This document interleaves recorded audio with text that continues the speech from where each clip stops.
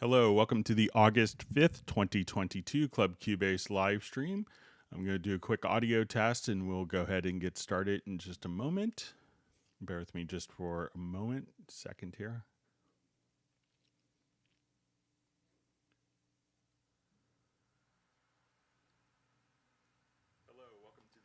Okay, everything sounds fine on my monitoring computer.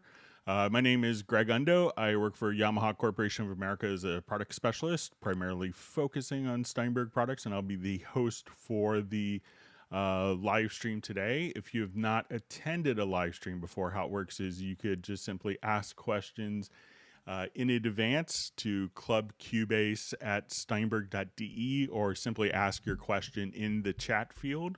We'll try to get through all the questions chronologically. If we could, when asking questions, remember to indicate which level of Cubase you're running, whether it's LE, AI, Elements, Artist, or Pro, if it's version 10, 10.5, 11, or 12, or if we are you running on Mac or PC, that information will be helpful. If you don't see an immediate response to your question, if we could try to refrain from asking the same questions repeatedly, that will just kind of slow everything down. I'm presenting from outside of Washington, D.C. in Alexandria, Virginia. If you're watching the live stream live, please feel free to introduce yourself and tell us where you're from. It's always wonderful to see people from all over the world participating. All right. See where I put my phone so I could turn it off. Oh, wow. All right. And we should have later tonight, a few hours after the live stream ends, we should have an index with all of the topics covered in today's live stream with timestamps, so you could quickly navigate to that particular field. It takes a couple hours to generate after the live stream has been posted. And if you wanted to search for previous live stream indexes and search for topics, you could go to cubaseindex.com. And we want to give Jan from Stockholm a special thanks for creating that site. Also, we have two people that serve as moderators. So we have Agent K and Jazz Dude. They're not Steinberg employees, and we want to thank them because they just want to make it a better community for everyone. And another wonderful resource of information that everyone should check out that Jazz Dude does a lot of work with is the Cubase Nation Discord. So special thanks to him for that. So with that, we will go ahead and get started. Okay, first question. Hello, Greg. How can I make the Cubase mixer display bigger, font, channels, plugins, Cubase 12? So it really just depends on the resolution of your particular screen. So if you wanted it to be bigger, you could just simply, change your screen resolution. If you are on Windows, if you go to Preferences, and this isn't available on Mac, but if you go to Windows and then go to General, and if you're using the high DPI, you'll see high DPI scaling, so you can make everything a little bit larger there. But generally, it's kind of set by the scaling resolution or your display resolution. All right, another question. Hey, Greg, I want to change the pre-gain faders, sliders to knobs. I see it on many videos. Is this related to a specific MIDI controller or something?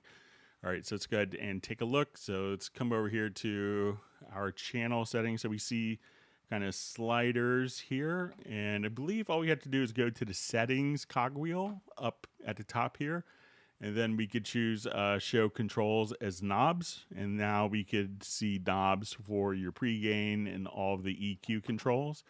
So once again, just come up directly here to the settings, and then you could switch between sliders or knobs just like so. So let me know if that will help you. All right, and we see Benny from Sweden on. We see Best Korean Jesus just saying 12.04 is available. Please update accordingly.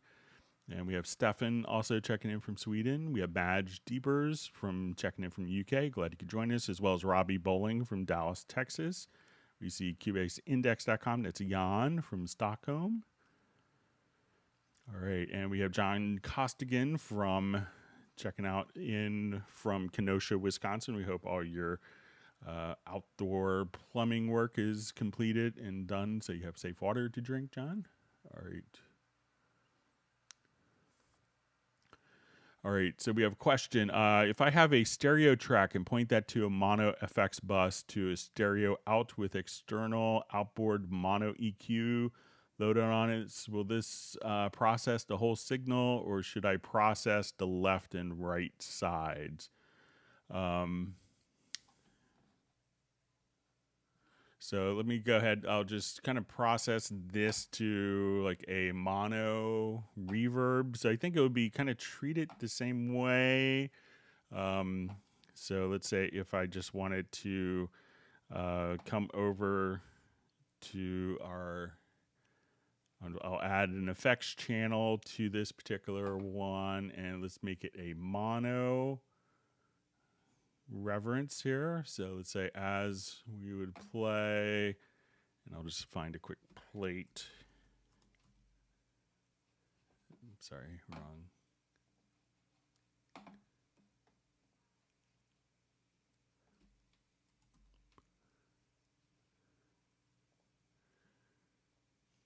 Okay, so let's see if both sides are processed here.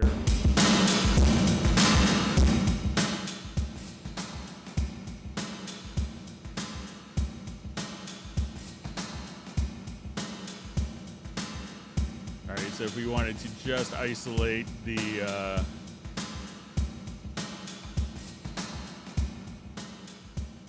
let's go ahead.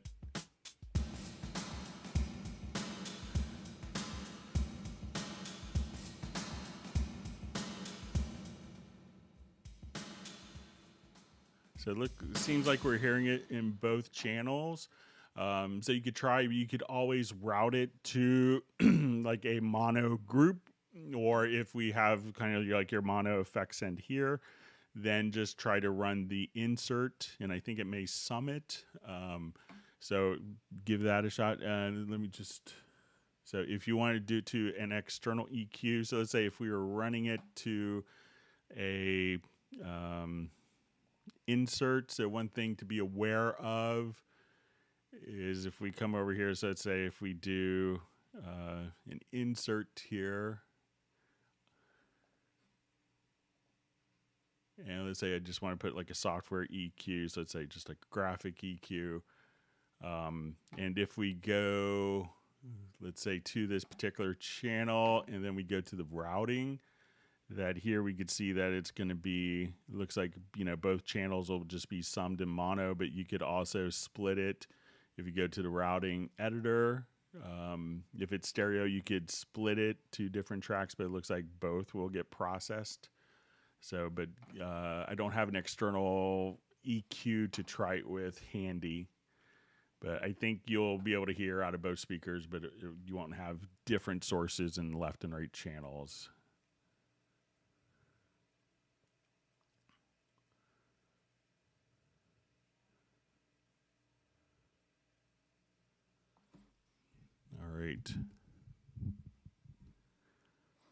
All right, and we have Soren checking in from Sweden.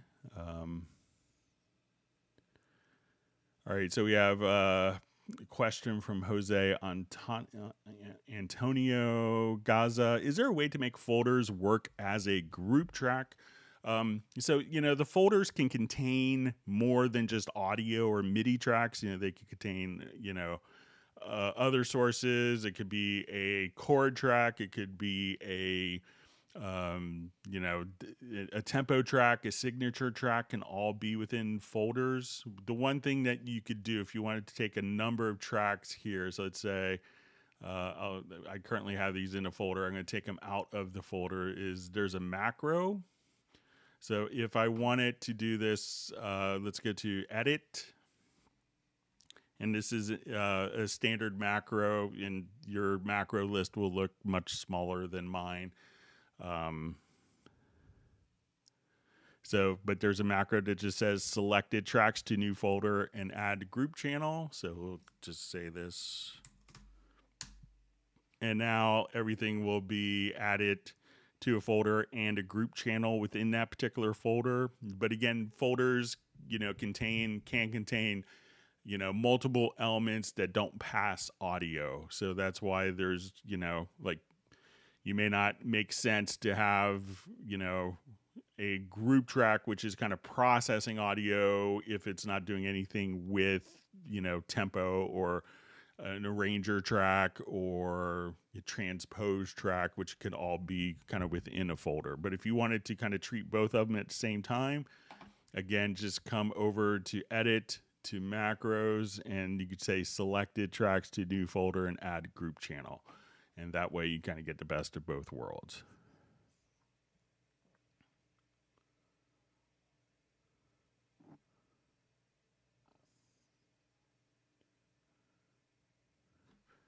All right, and we have Stefan checking in from Sweden as well. Okay, so we have a question from Best Korean Jesus. My question is, Cubase has a lot of loops which are tied to Prologue or other outdated programs. Is there a workaround for this not playing sounds? So I think very few loops are actually kind of set to Prologue. I think that all of the MIDI loops themselves will be set to Halion Sonic SE. So I'm not sure if there were MIDI loops that were maybe created or downloaded for Prologue, but I think that most of them would automatically be utilizing, when we look at it. So let's see if we could actually see if, like, what instrument is, if we come over here.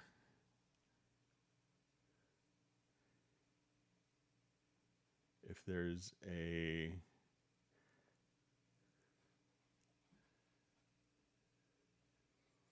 So a lot of times, so if I'm just kind of looking here, let's say, if I was looking for, MIDI loops. So one thing that you might be able to do is that, let's say if you come in here and then choose, let's see if there's just a particular instrument. So we have track template, instruments, plugin. So let's say let's plug in name. So if it has it, you might be able to kind of search based on the plugin name directly there. So, so there's audio.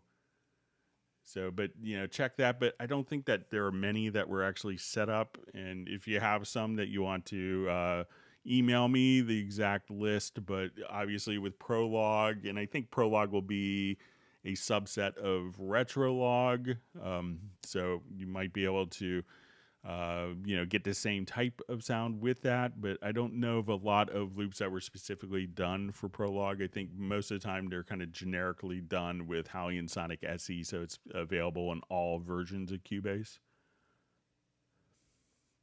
But if you want to share particular loops, best screens, just email me at clubcubase@steinberg.de.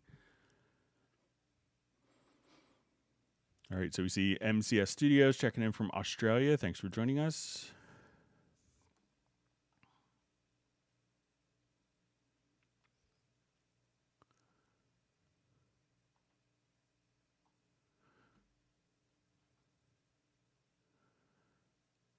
Okay, so we just see a question, how to mute and unmute all tracks so you can solo one track.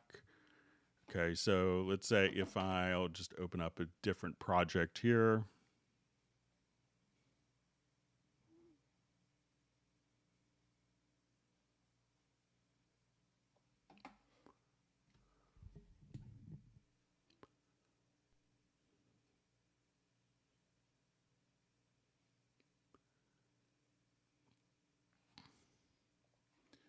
All right, so there's kind of a one muting mode that a lot of people don't know of. So what happens is a lot of times you can... So let's say if I come here and I start soloing tracks. And if I just hit solo again on other tracks. But let's say if I wanted to... So if I wanted to unsolo all tracks, and if I have like multiple elements soloed, and I just wanted to solo one, I think if we hold down Alt and click on solo, maybe it's... So if you just click on the solo while holding down Control or Command. So let's say if I do this now, and now I wanted to solo just a guitar and unsolo those others, hold down Control.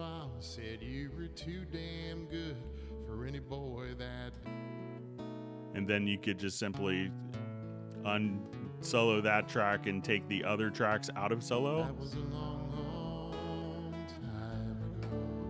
So once again, just kind of, if I have multiple tracks selected here.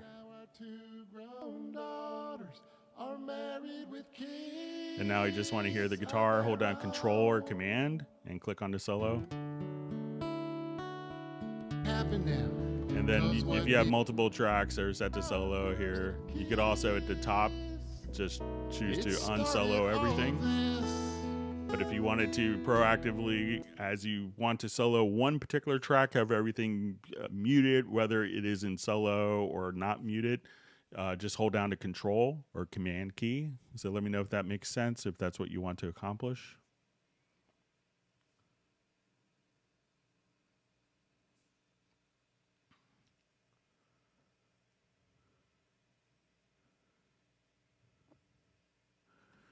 Okay, so we have a question from Jose Antonio Gaza. Is there a way to dial the sensitivity of Groove Agent SE for reacting less to MIDI input dynamics? All right, so let's open up Groove Agent SE. So a lot of times you may see this kind of in the controller itself, kind of where you have different sensitivities, but sometimes you can see it in instruments. Let's see if we can find it in Groove Agent SE here.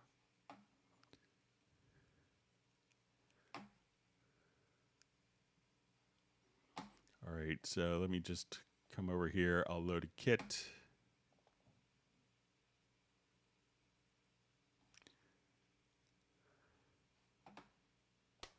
All right, so say if we...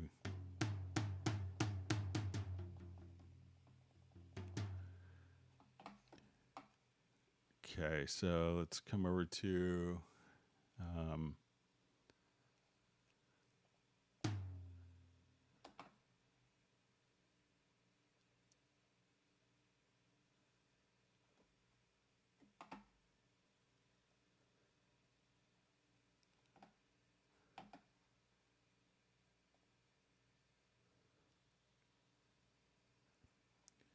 see if I'll try it with a beat agent kit, see if it makes a difference there.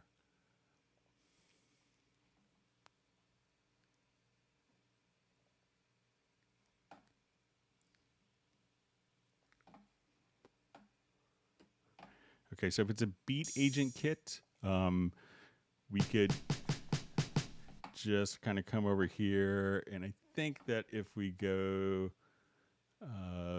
let's take a look under.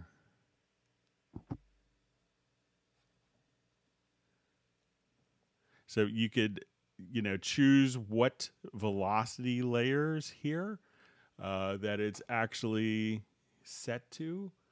Or what that will respond to. So if you only wanted that to be like 0 to 127, but let's see if there's a velocity curve. And there's some sample-based instruments, like for orchestral stuff, will often have this.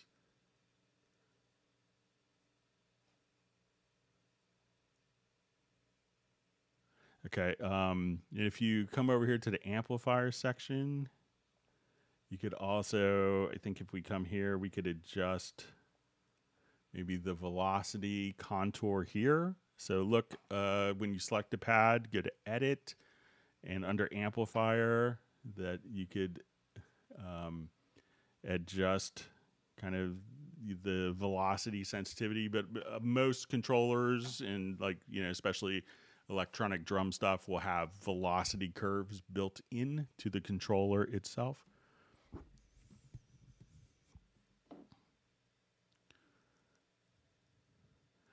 All right, so we have a question. How do you convert a video file so you can use it in Cubase 12? All right, so we'll just, there's kind of an article on the codecs and containers that will work with Cubase 12. So realize that video files are significantly different than audio files. So say Cubase, Nuendo, Dorco, Wavelab video support. So just Google this.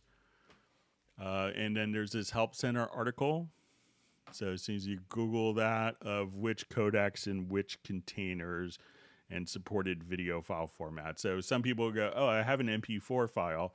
Why isn't it working? And this MP4 file does. It's all because of how that video file has been compressed and decompressed, and that's called a codec for compression, or the deck for decompression. So codec.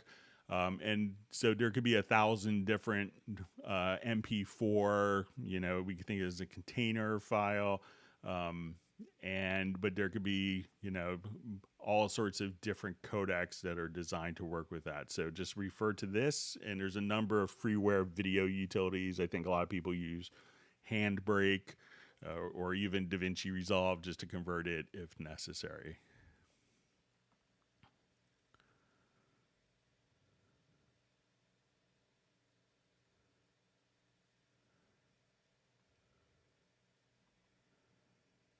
All right, so we have a question.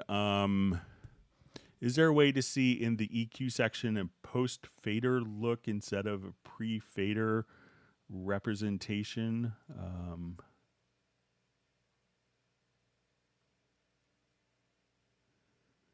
Okay, so let's say if I was doing this guitar part here, so maybe this is with the display, like the FFT, and like...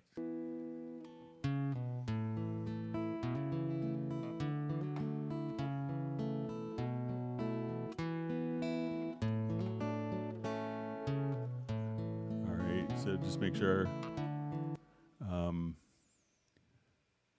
So to see the EQ section, a post-fader look instead of pre-fader representation. So, all right, so let me...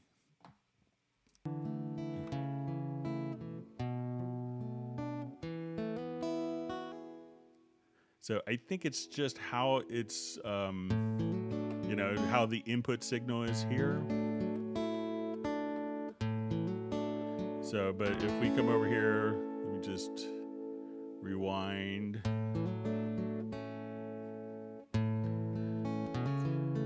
So if you wanted it to be, I don't think it's going to this represent. So if we adjust our fader here, we kind of still see that, but let's see if there's...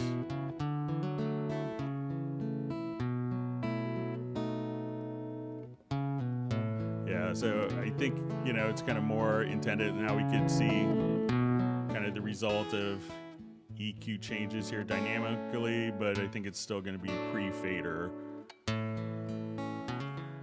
which is probably, I think can make sense because it's, because you may want to see the frequencies, even if, at the pre-fader level, regardless if it's like really down for more accurate EQing, but let me know if I'm misunderstanding. All right, we have MR Productions checking in from Holland.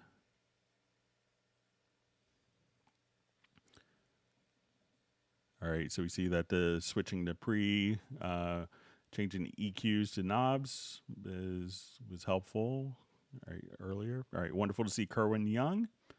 He's checking in from Chautauqua, New York. He's been busy doing academia. Thanks for joining us. Hope you're doing well, buddy. All right, and we have Tim Weinheimer from Mission Viejo.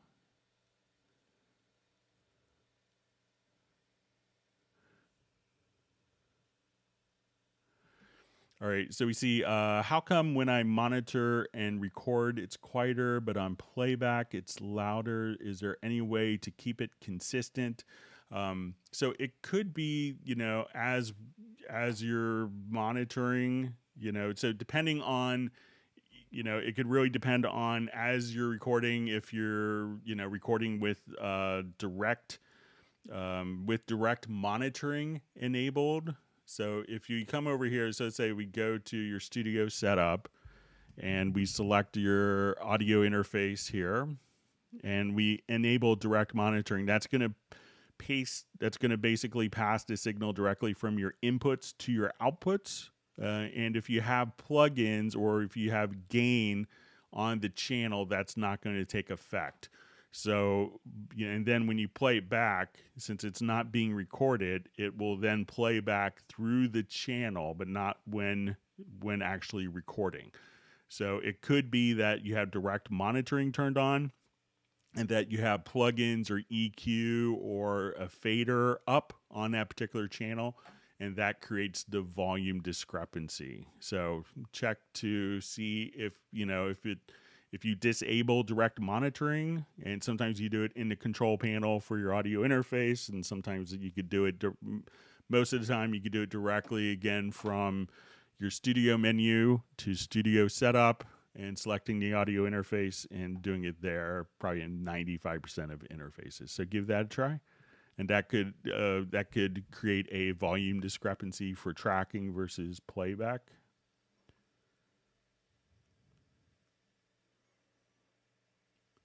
Everyone's happy that Kerwin's back. All right. All right, so we have Jackshot Records checking in from Northwest Canada. Thanks for joining us today.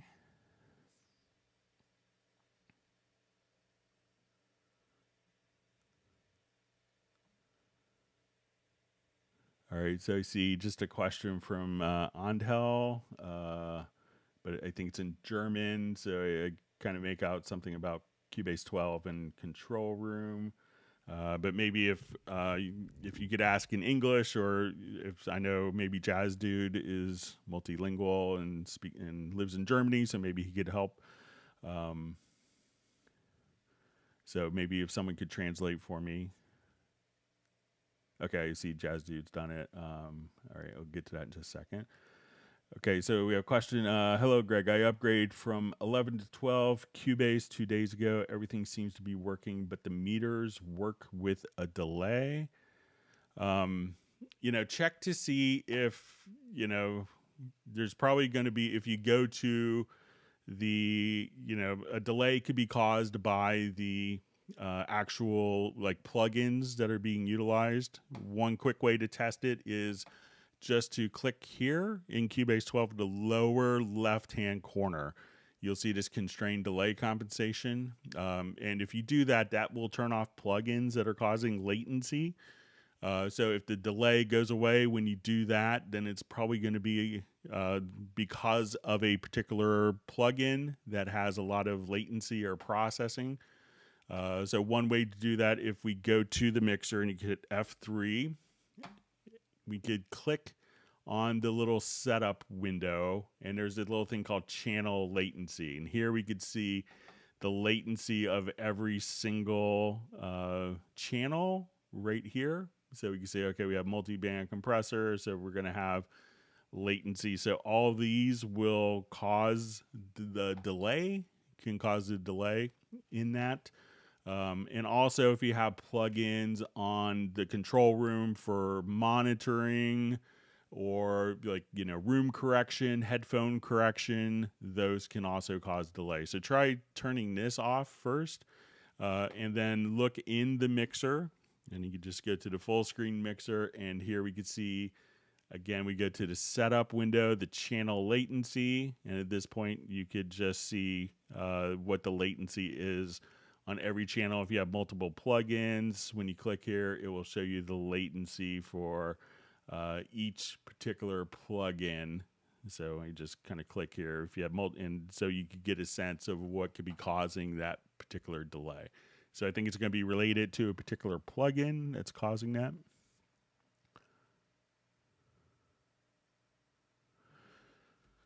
Okay, so Jazz Dude was kind enough to translate. So he just about the question in German. So he asks about the horizontal size of the control room not saved in the right zone. Okay, so let's say if we adjust my control room here, I'll just do a new project and we'll test it. Sometimes these settings can be global and not necessarily project-based. So let's say if I come here,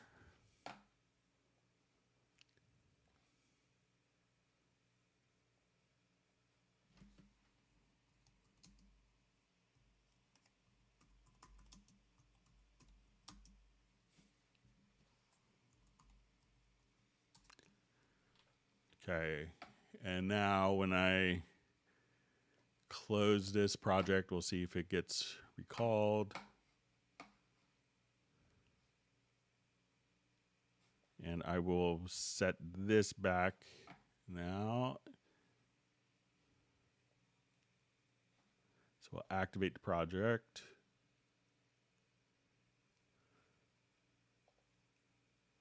So yeah, it doesn't seem like it's recalled. Let's see if we could maybe save it as a workspace.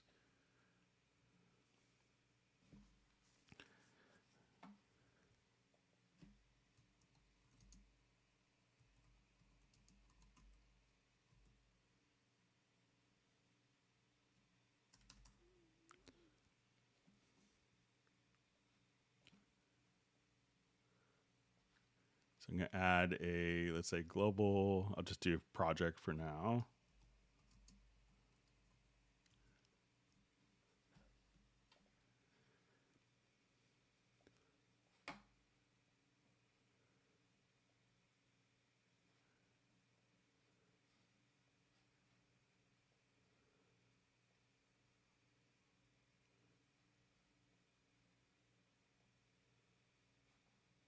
Yeah, so it's not even saved there. So sorry about that. I will kind of make sure that it's that the team is aware of that. Sorry about that. I know it could be inconvenience. It's not recalled.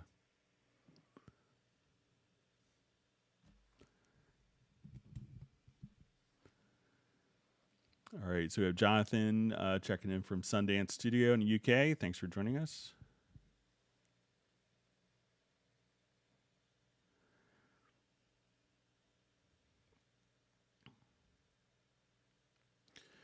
All right, so we see question, how can I force a plugin to be multi-mono? So it could really kind of depend on how the plugin is configured. But sometimes if the plugin doesn't have that, so let's say if I wanted to go to my inserts here, and I'll just come over here to frequency to show this, that we could, within the plugin itself, if we do it on a stereo track this time,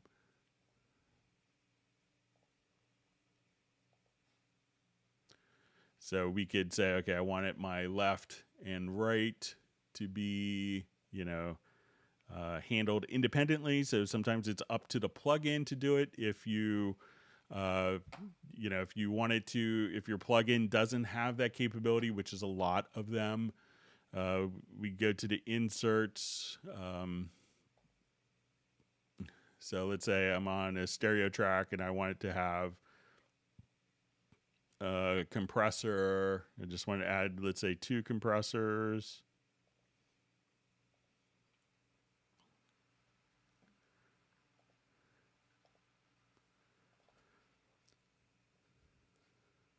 So now when we come over here, we could just, and I know this is kind of a workaround, but we could go to routing and we could say, okay, I wanted this to be mono and I want this to be mono. And then we could open the routing editor. So we could just say, okay, we're going to make this the left channel and we'll make this the right channel.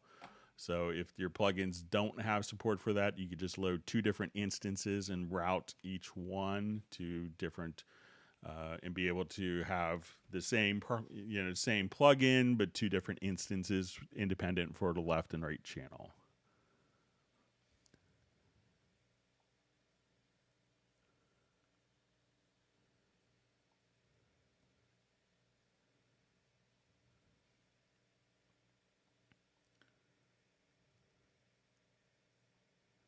All right, just reading through.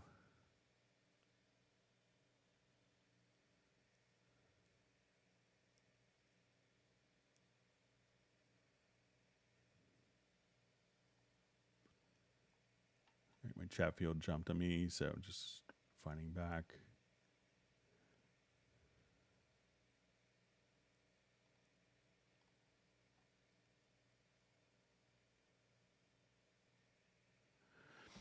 All right. So we have a question.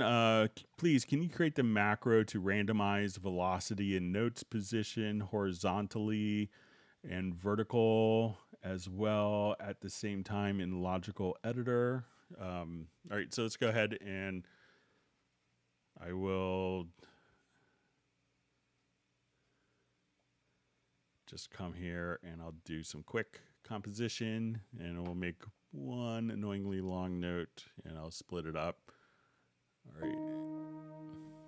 All right. So let's say I'm here and now I just want to hold down my Alt or Option key. And now I've created a whole series of notes.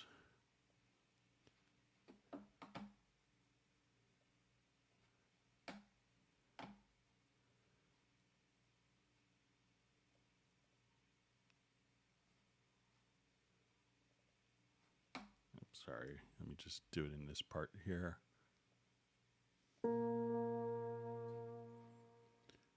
right, so these will all be the same same pitch, same velocity for all of these notes. So let's just create a random logical editor. So let's come over here to our Midi to logical editor.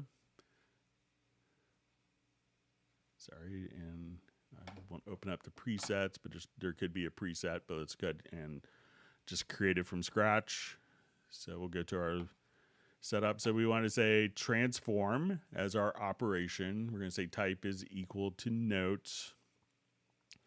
And we could say value 1 set to random values between, let's say, C2 and C4. We'll do C3. Okay, and let's set value 2 velocity. So we'll say set to random values between 80 and 120. Okay. And if I do this right, let's say we want to take the position and set to random values between, let's say, minus 50 and plus 50. Okay, so now when I hit apply, we could see that if we zoom in what was kind of perfectly, we undo this. Now everything is there, so now we could just randomize your different things. So, and then you could also then say, okay, I want value 1, the pitches to, to transpose to, let's say, D minor. So at this point, we could just say, so if you wanted to set it to different keys, so this way I could do it all in kind of one particular thing. We could remove a particular scale. So if you want to try out different elements there, and we can see that you could just do stuff like that. So if you want to save that as a preset, you can. And there's probably, random velocity, random notes, random scales, presets already. But let me know if that works. So again, transform. We're going to take our MIDI notes, take value 1, which is pitch, and we'll randomize it between these particular values. Value 2 is velocity. So we could see that the velocities will all be kind of randomized, and our position we could just set to 50 ticks plus or minus, and we can see that those will just kind of change as we just hit apply, and you can see that the notes will shift, the velocities will shift, and the pitches will shift randomly. So let me know if that helps.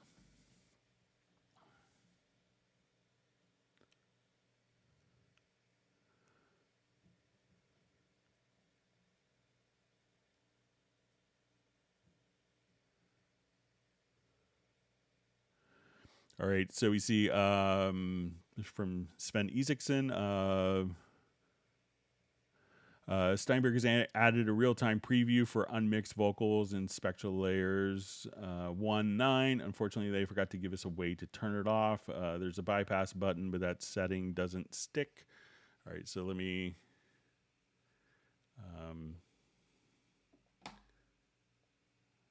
we'll see if we could do this.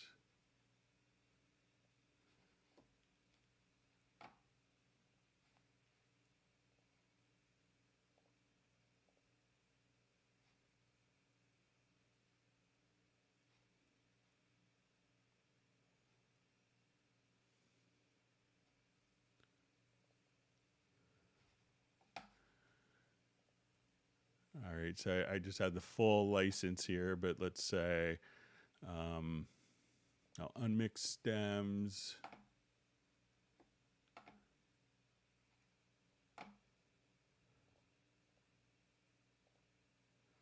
All right, so say if we just preview, I'll probably get a message saying it's...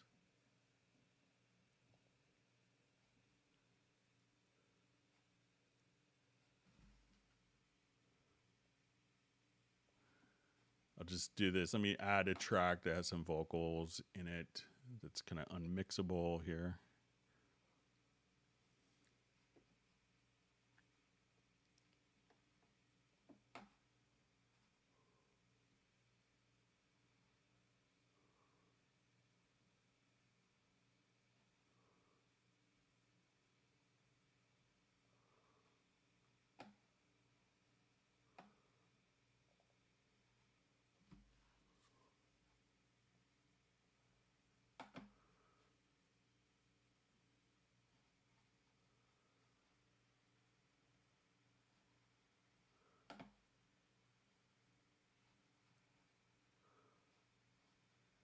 All right, let's see. All right. All right, so let's say if I just want to do vocals.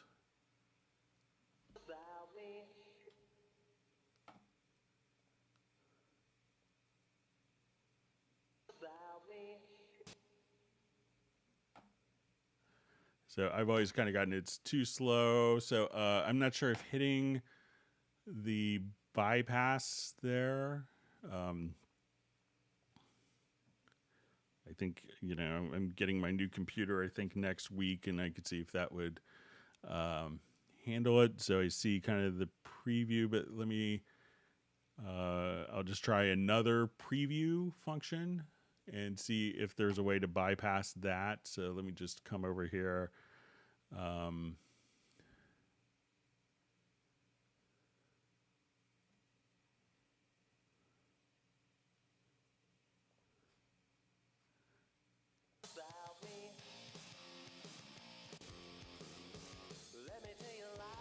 So it looks like just hitting the bypass turns off the other function. So let me just try that again when doing kind of the dynamic processing here.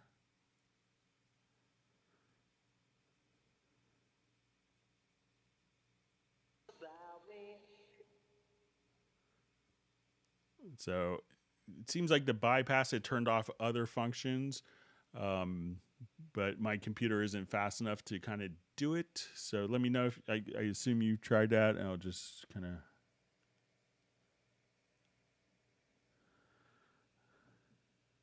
So, you know, I just see you say that it's not sticking. So it looks like, you know, as soon as I do this, that the bypass is sticking, but I'm in Spectral Layers Pro as opposed to Spectral Layers 1. Sorry about that.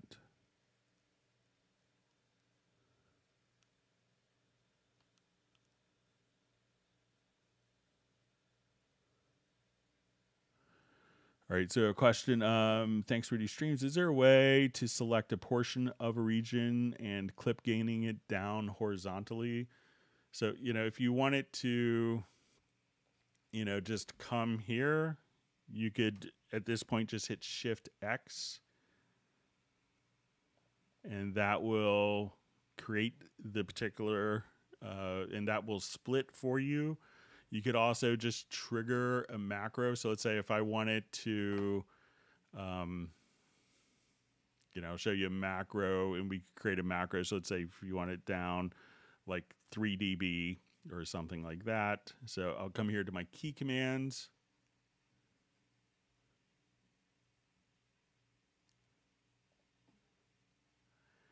And I'll just do new macro.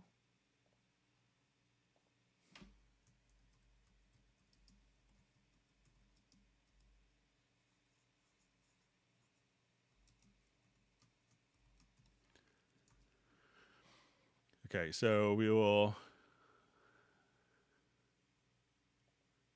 I'll add split range, and then I think we could decrement.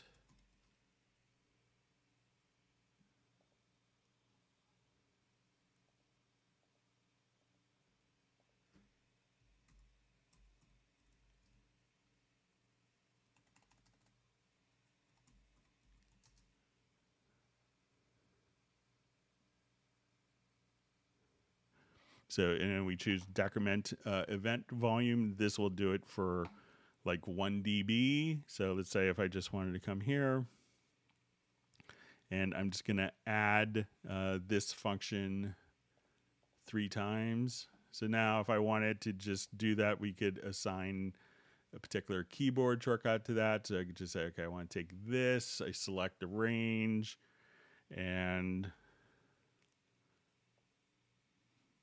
so you could just kind of do it like that. So you could actually have kind of a keyboard shortcut just to, do that particular function all the time, or you can set different dB values. But it's once it's split, and let's say if we have kind of our combo tool selected here, so Shift X, and then just grab it down just like that. So it's not too hateful to do, but you can make a macro if needed.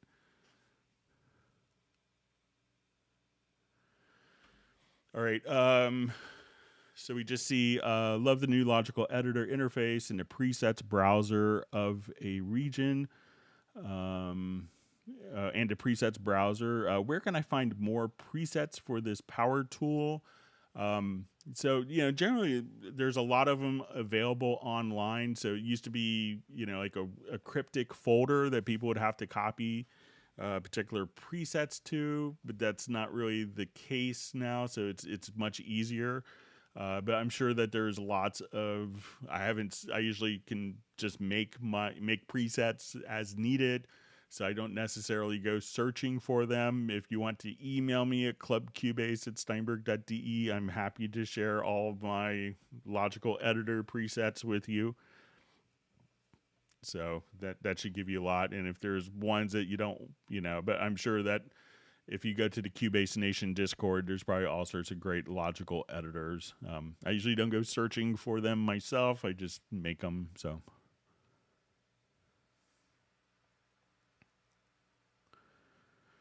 All right, so we see question. With so many projects, is there a way to preview a project without having to load/activate the whole project? You could preview it visually. So like when you go to open it, I could just come over here. So let's say I wanted to go to, this particular project. I can now just come over here and it'll ask you if you want to activate it, and you could choose no. So it doesn't necessarily allow you to audition it volume wise, but you can load the particular project and look at it without having to load all the plugins and virtual instruments. But there isn't a way to preview it, because unless, because you may not have a particular mix down file, and by the time you go to preview it, you could open it and, to do a preview that hasn't been created already, that would have to basically load the project to do the, for the preview itself. So it would probably take longer.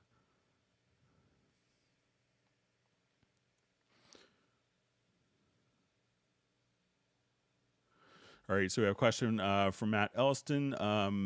Hi, Greg and Cubase family. Question, please. Is it possible to use a second Asio output when using the primary for inputs and outputs as well? Many thanks. So generally not. What some people will do on like Mac OS is you could use an aggregate device. On Windows, some people will use Asio for all, and that uses kind of the Windows system.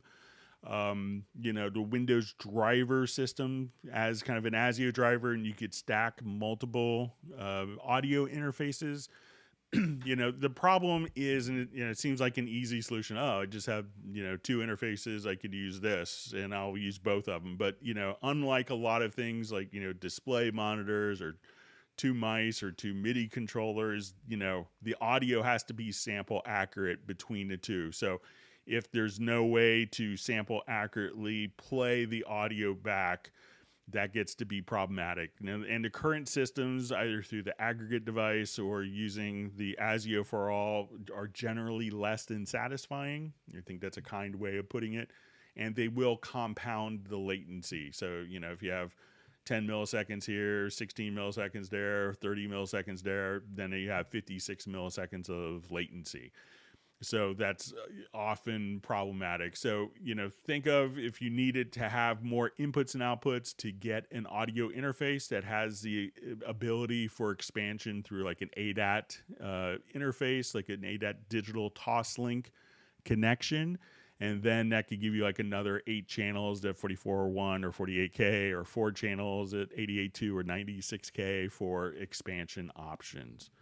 So, but generally it's hard because Cubase needs to play back everything in time. And then if the two different devices aren't clocked together, that creates a lot of problems where we generally expect the audio to play back in sync. But if the two are they go out into their own worlds, never to be synchronized, that's problematic.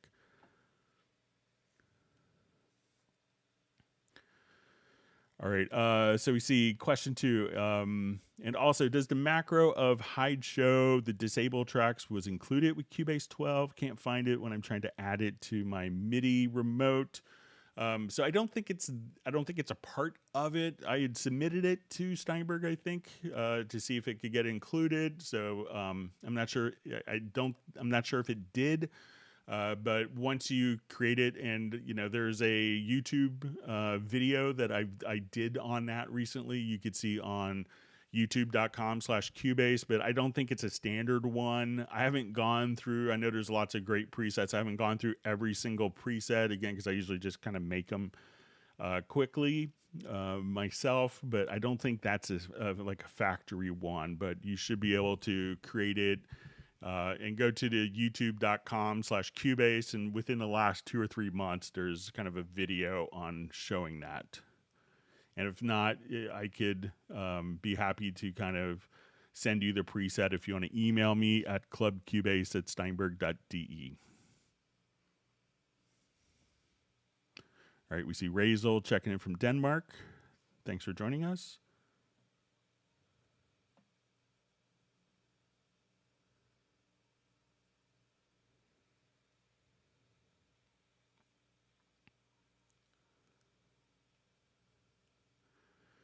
All right, so we just see this is, I think, getting back to kind of further clarification on the spectrum. So when you see the spectrum after adjustments, I have to use an EQ plugin to do so. It'd be cool to see the normal EQ view instead. So let's see if I want it to come here, let's say to my bass part. I'll activate this project quickly here. All right, so let's say we have this part. So we'll go ahead and just solo this, and let's see if we put an effect in the insert here, if that affects the quality of it, or the...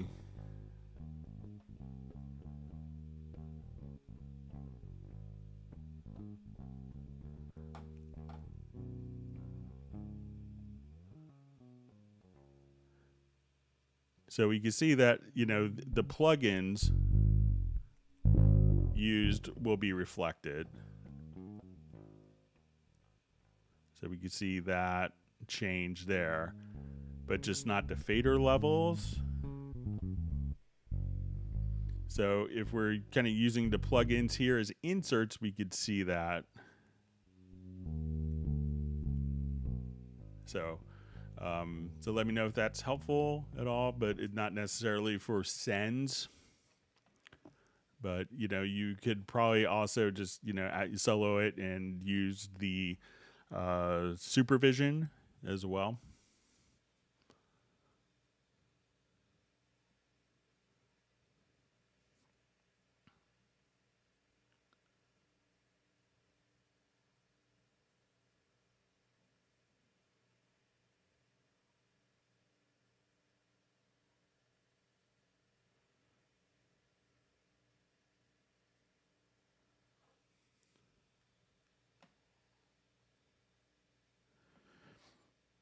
All right, so just see, so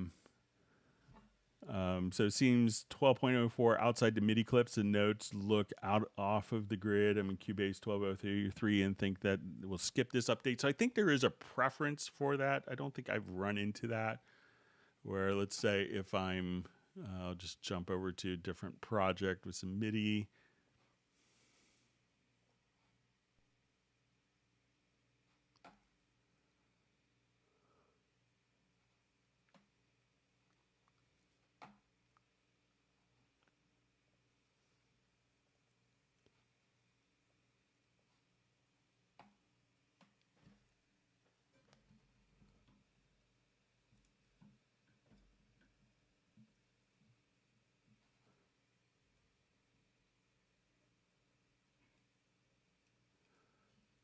All right, so let's say if we kind of zoom in here,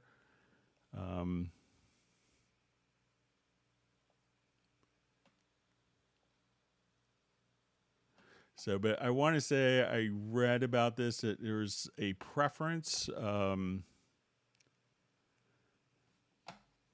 like maybe an event display MIDI.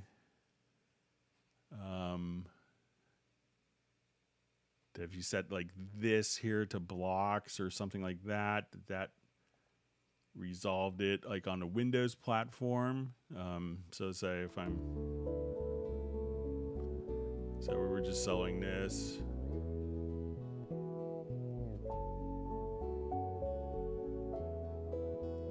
So check that preference. I think once you just kind of tweak that preference, that everything will display as expected.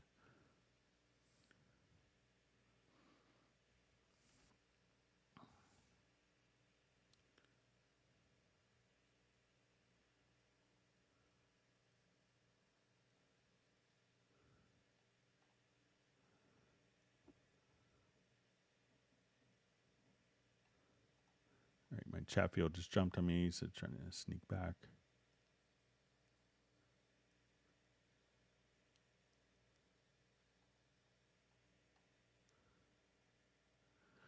All right, so we have a question. Hi, Greg. I'm in the process of creating an album, and I need some advice on how to prepare tracks.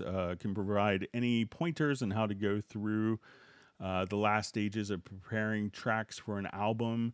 So generally, I always do that in Wavelab. You know, so, but if you don't, you know, and Wavelab has a lot of great things for this, and you know, it's kind of almost purpose built for this. So let me say if I just open up Wavelab here, you know, where you have kind of, especially if you're doing an album and you wanted it to be very consistent, and you could do a lot of this in the Wavelab Elements version, and you could always get the trial version as well. Let's say if I just wanted to come directly, open up this project. So let's say if I wanted to do stuff, okay, so let's say I have maybe like an album project here, and let's say I have like really inconsistent levels overall, you know, so if we come over here to the CD tab, I'll just say, okay, let's go to our CD wizard and we'll hit apply, and that will put all of our CD markers in. And this is also helpful for doing DDP as well. But, you know, one of the great things that you could do that makes it like a huge difference is the meta normalizer. So at this point, you could choose to say, okay, I want to match the loudness of this clip to all of the tracks so that when I go from track to track, as people often do in a random access world, that, you know, one track isn't going to sound louder or softer than the other. So you could actually equalize the volume levels. And when you go to the meta normalizer, you could actually set to particular values as well. So if you say, okay, I just wanted to match a specific loudness, so I want this to be -14 for Spotify, or, you know, whatever different resolutions. So I generally kind of do all those tasks in Wavelab and just kind of take all the files, and then I treat them kind of as a single entity for the CD. And this way I'm able to deliver CD copies, which are often way more profitable. And I could burn a DDP image. I could put all the metadata for all of the informations for different services. So all that will be kind of done here in Wavelab. So if you haven't checked out Wavelab, do that. And I think, you know, it's kind of a purpose-built tool for that. So.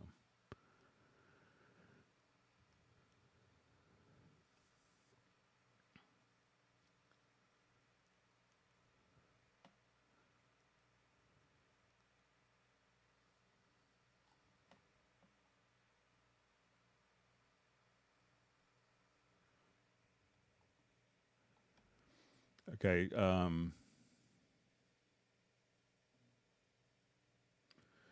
Yeah, so I just see kind of further questions about, you know, sound balance, correction to transfer project settings tracks from one project to another. I duplicated the project. Is there a better way to do this?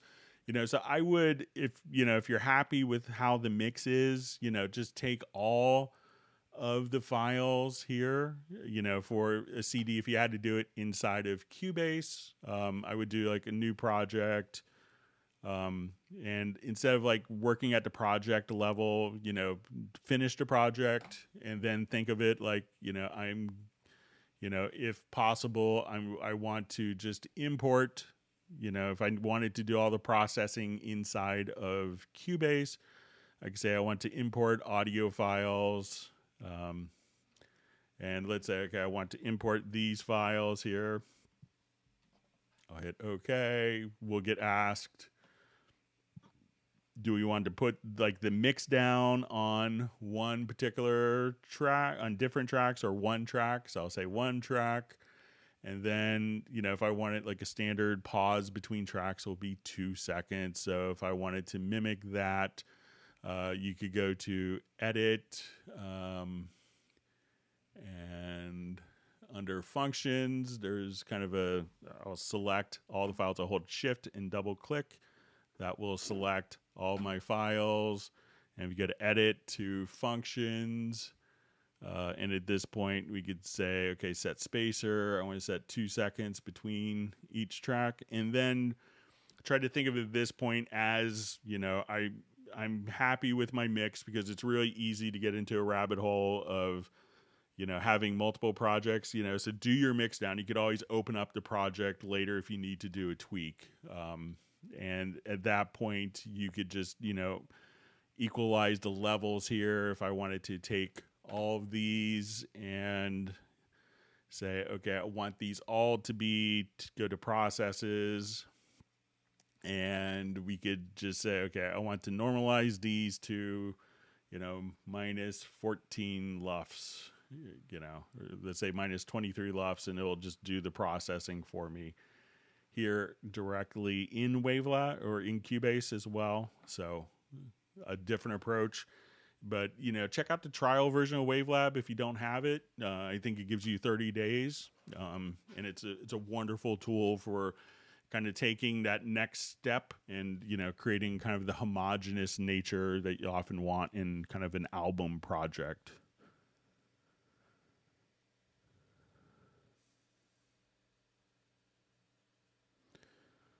All right, so we see a question from Jonathan Oates. It says, I have Blue Cat patchwork containing VSTs. How do I copy this across all channels so that each instance has the same plugins without doing it one by one. All right, so I think this should work. I don't have a license of that, but let's say I have 16 tracks.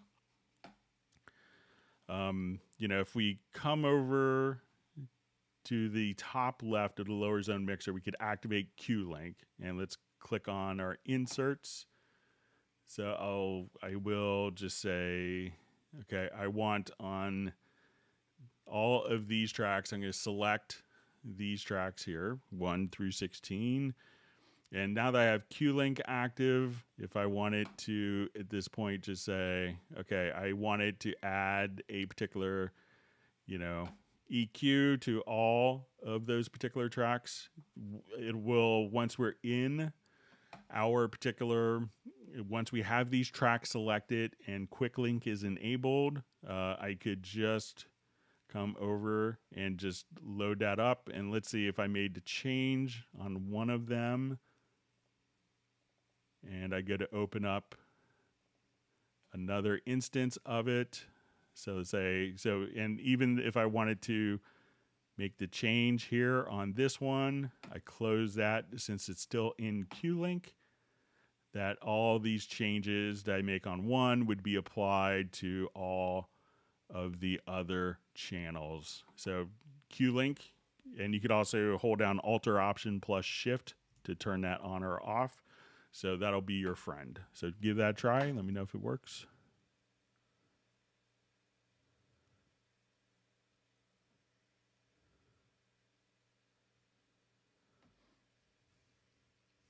All right, wonderful to see Peter on the live stream. All right, and Nick as well.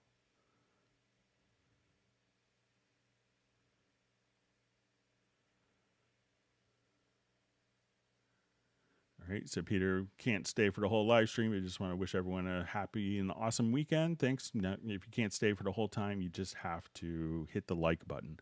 And if you have learned a new tip or trick, please hit the like button and subscribe to the channel if you want to, continue to have these events.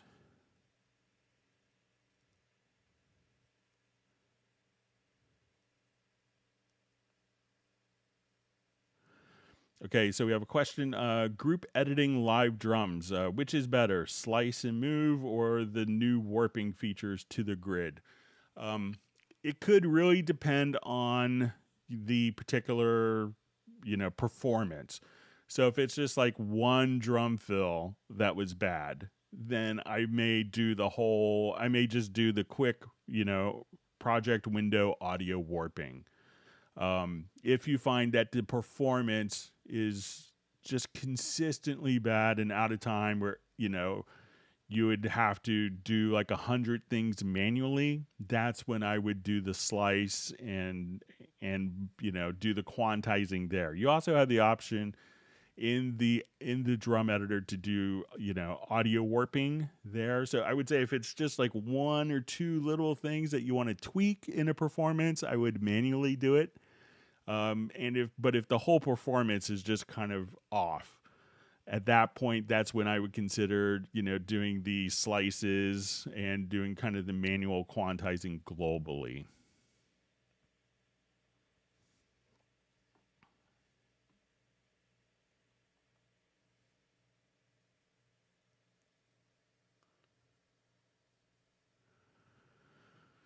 All right, so we have a question. On a channel strip, it has limiting.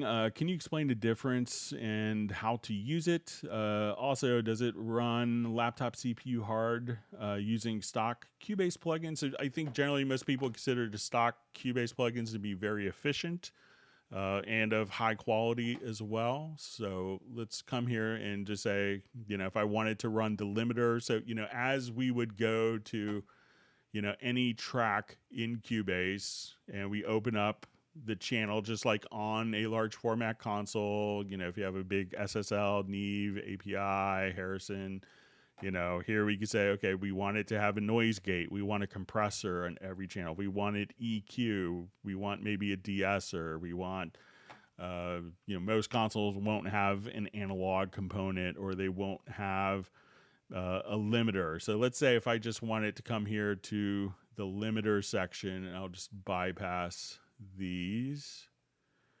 just so you can kind of hear what the limiter is doing. So let's say if we want to go to the maximizer and we're just kind of playing our project.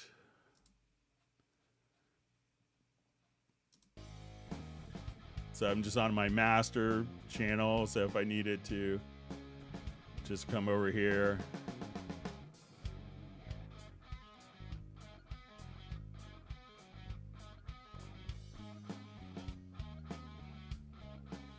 All right, let me just check my on the wrong channel. So let's say I'll just activate my limiter here. So if you wanted to, you know, just come over here, say, okay, I just wanted to take,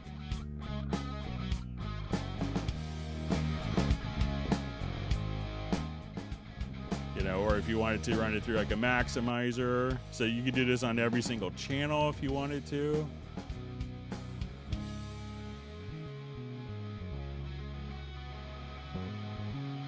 And if you're doing maybe more kind of dance music, there's kind of a modern algorithm or classic. And for it to bypass.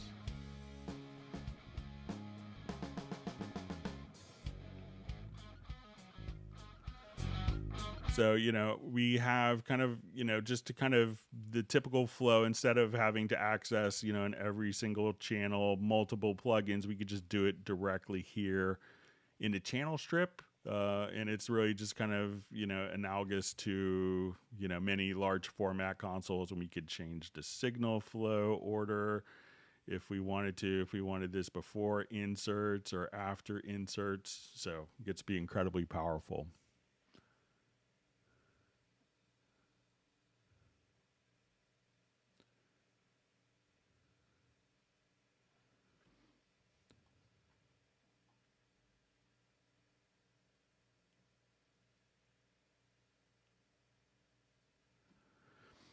All right, so we see, I know Cubase Arranger track isn't linear sequencing, or maybe linear sequencing, but to be able to move the audio around should be an option.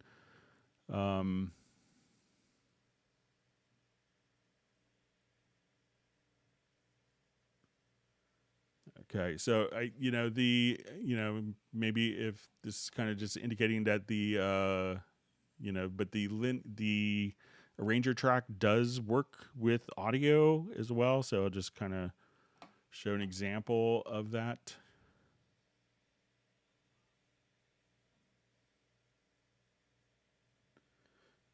So it isn't linear sequencing, but to be able to move the audio around should be an option. So if, you know, we have, so let's say if I wanted to take a project here that was all set up for,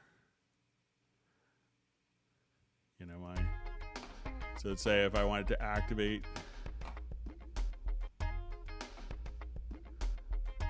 so we have audio here, so instead of playing linearly, so we'll have our,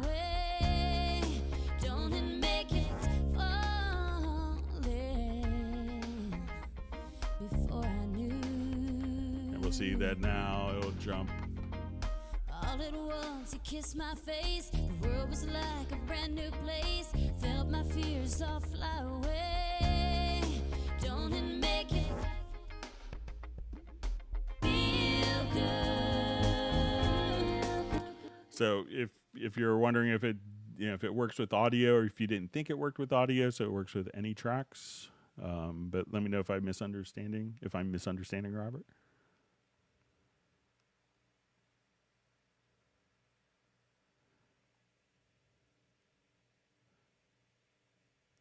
All right, we see. All right, so we see Michael Teams from Weatherford, Texas. All right, so everyone's going to start to get their virtual ice cream, so it's always good.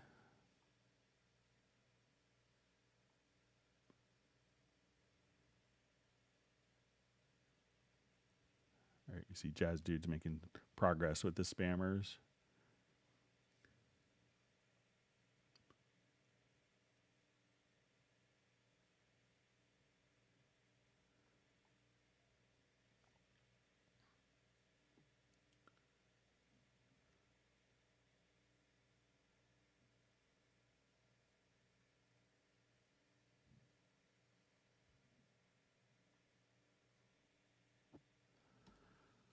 All right, so we just see with Spectral Layers 09, I mean that the next time I open the dialog, the bypass box is unticked. Also, I keep getting the CPU error. This never happened with Spectral Layers 8. Perhaps I need to downgrade. Well, Spectral Layers 8 didn't have the real-time preview. So, that's so that you can make spectral editing decisions while it's playing, and that's one of the new major features in version 9. So why you didn't run into it in version 8 is because that wasn't a function, or that option wasn't available in version 8. So, all right, so we have Brian Sawyer from Beulahville, North Carolina. We hope you're over your COVID and feeling better.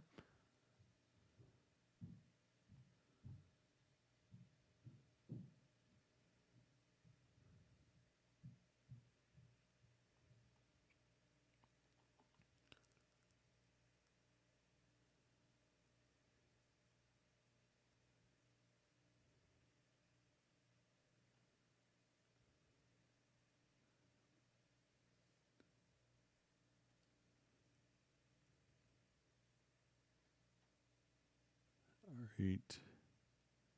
See, ice cream distribution has begun from Michael Teams. Everyone appreciates it on nice hot summer days.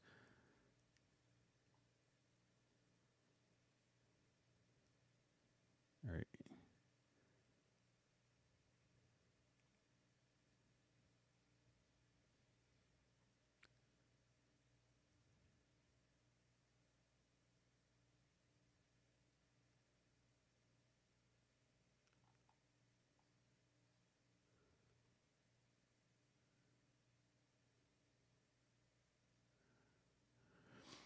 All right, so we see question. Can I resize the EQ or compressors to full screen? So I don't know of a way to do that, so I don't think so. I think they're kind of fixed to particular values here. So like when we go to our channel EQ, so let's say we just kind of click on this. So I don't think that they are kind of full screen, so, and, but some plugins can be resized, but sometimes, some plugins will be intended to, just work in particular size, because often customers, and I've, helped out a lot of customers with this, where they kind of size it too small, and then they, oh, I don't have this feature. It says it has this in the manual, and they kind of resized it too small. But I think it's kind of a fixed size for most of those plugins.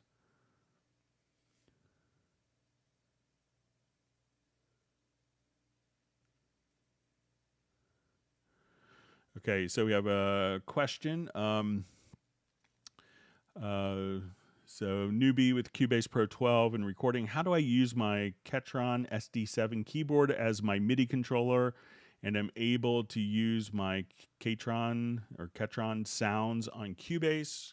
So if it's like an external instrument, it probably, if it has a USB connection, you could connect it, directly to the computer.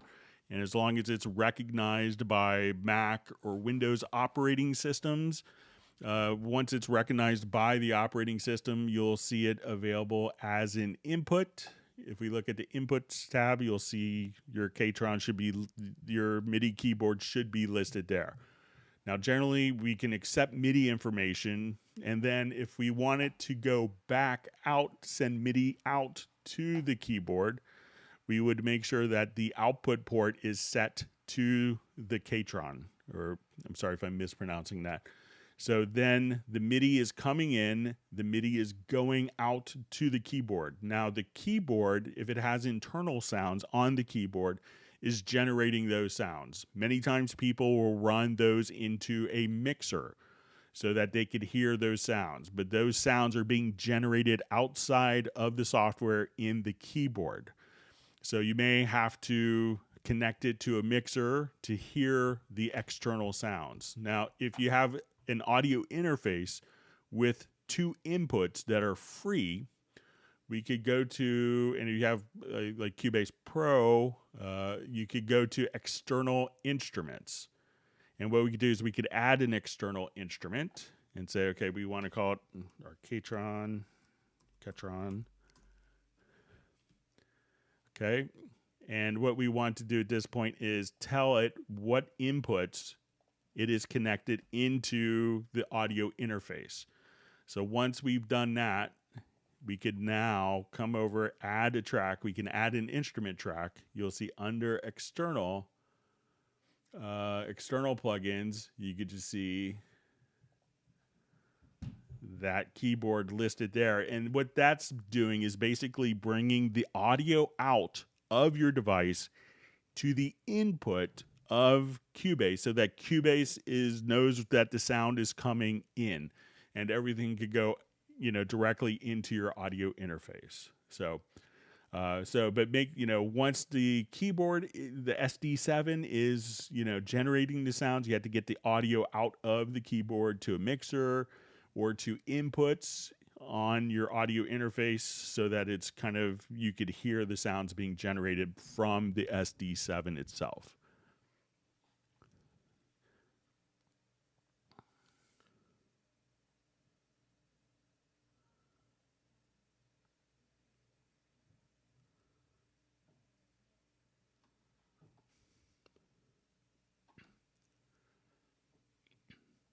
All right, so we have a question from Michael Teens. Have a problem importing tracks lately.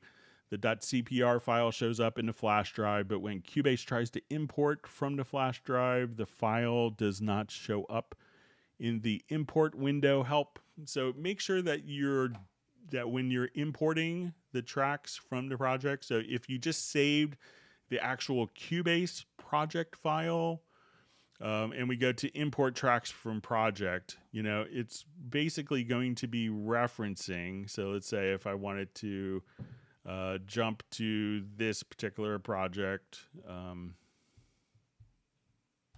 right, so say I wanted this project. So I would come over and just say, okay, I want it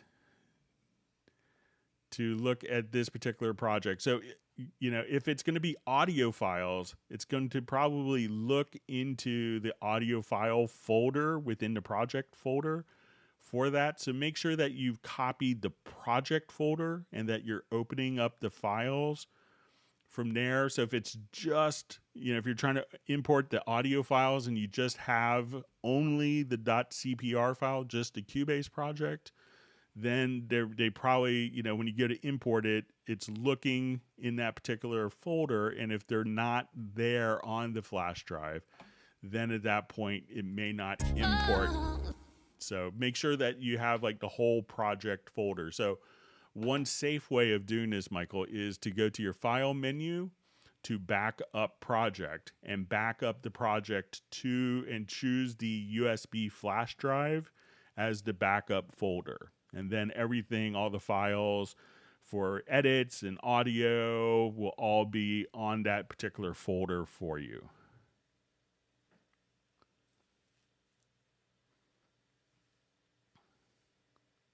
See, Madge Deeper is just indicating that Wavelab is excellent. So,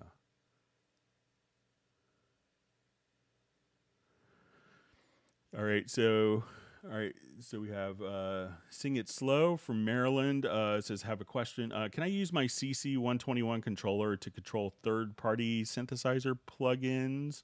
Thanks. So yeah, you could use it as so if I wanted to have, I think I may have one third-party instrument on here. So let me just...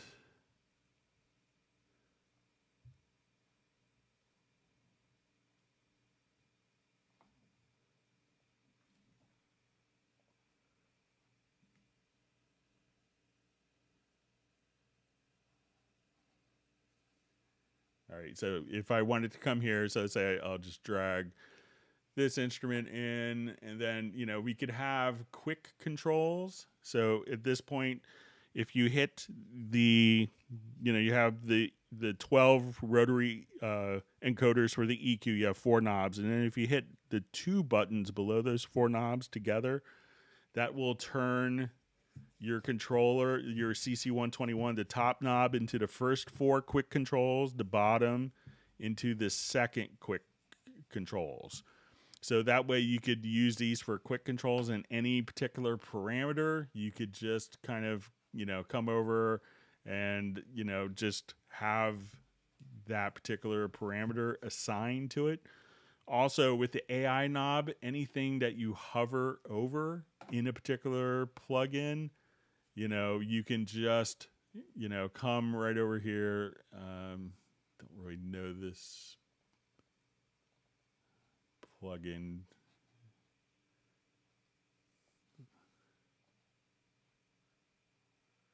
But I'll just do it with a built-in one that has parameters I know. But any parameter that you hover over with the AI knob, that will automatically just be controlled. So you hover and you just move that one knob just that easily. So that's how you could do quick controls, you know, from your CC121. So again, hit the, let me just look, I think it's the all bypass. Yeah, if you hit the EQ type and all bypass, then the top 8 encoders become quick controls. And those can be assigned to any parameter of any plugin.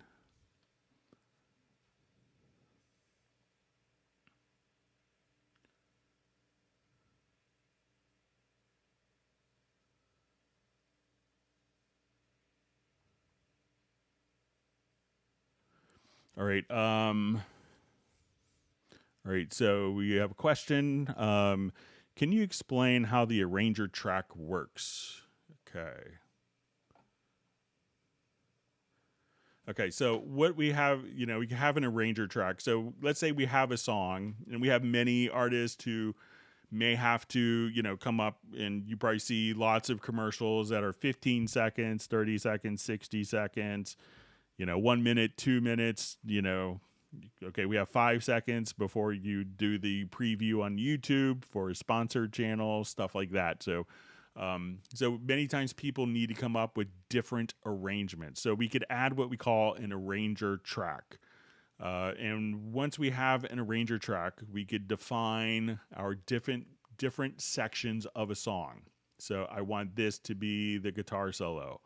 Let's make this a breakdown part. Let's make this, you know, bridge. So once we're here, we could hold down Alt or Option, and then we could just name these. So we have all of our defined portions of our song here. So these are all the defined portions, and now we could rearrange the order at the top. So I say, okay, I want to start right here with the intro, and instead of going straight linearly through, once we activate the arranger mode, and let me just, we could have that repeat twice. And instead of playing this part, it'll just automatically jump. And we could try out different arrangement ideas this way.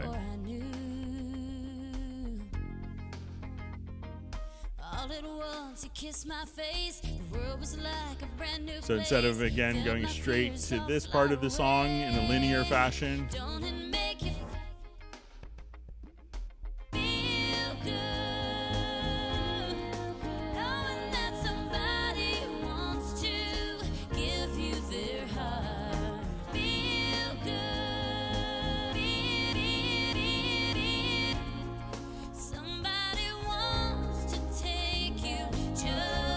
now, if we like that as an arrangement, we could just come over here and we could just say, oh, let's just create a new chain. And I can make a completely different order of parts of my project. Once this is done, and if I wanted to take this non-linear arrangement and convert it to a linear arrangement, that's called flattening. So I click on the open arranger editor and we choose flatten chain.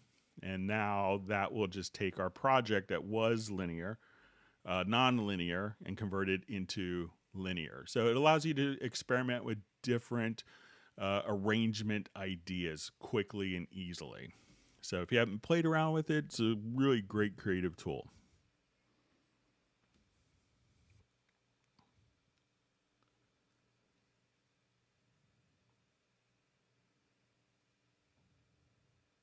All All right, so we see Michael Teams has granted my family and myself 2 gallons of strawberry ice cream. That's probably my favorite flavor. So thank you, Michael. All right, we have Diamond District Studios. Thanks for joining us again. He's a recent Cubase convert.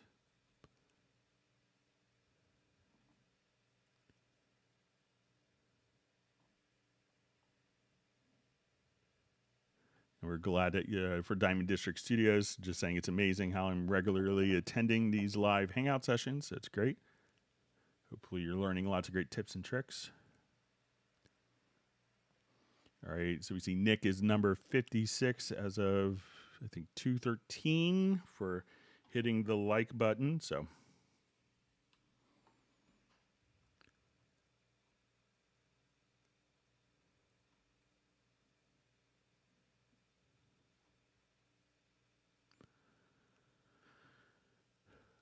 so we just see a question. Is there any way to do vertical zoom with trackpad? So I don't have a trackpad, but what I always do is just Shift G and Shift H.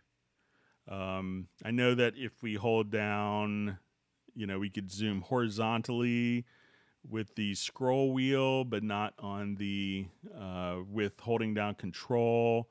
If you come to this little area here, we could zoom as well, but unfortunately I don't know I don't use my trackpad. I have kind of my MacBook always running in clamshell mode where it's always closed. So, but try Shift G and H as well, and G and H for horizontal, Shift G and H for vertical zooming.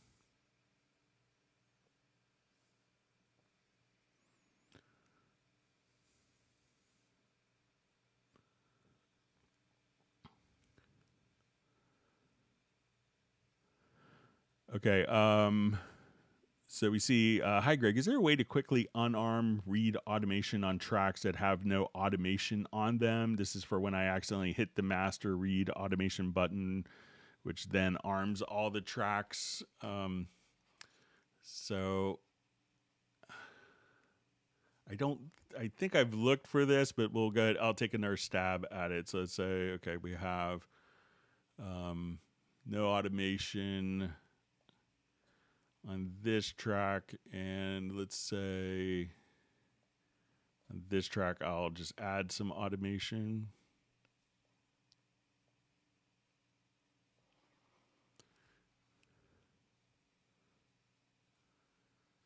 Okay, so let's try the Project Logical Editor. I'll take another stab at it, maybe different, fresh approach. Okay, so we want to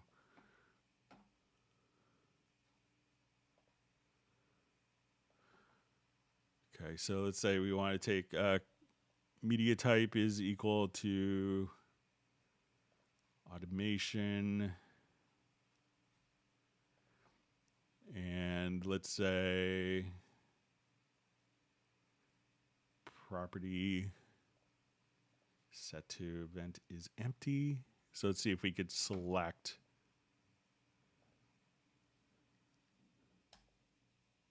Okay. Okay, so I think we could do this. All right, so okay, so we're going to transform. So let's just set this to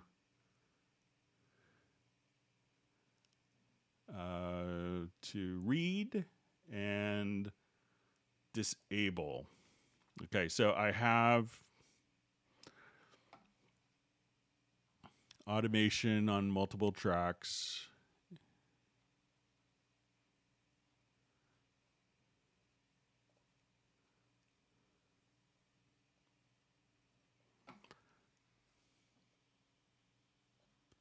Okay, so we have automation there, automation here, automation not here. Okay, so let's see if, all right, so it looks like that worked. I'm going to do a test on it and see if the automation tracks have to be open visibly.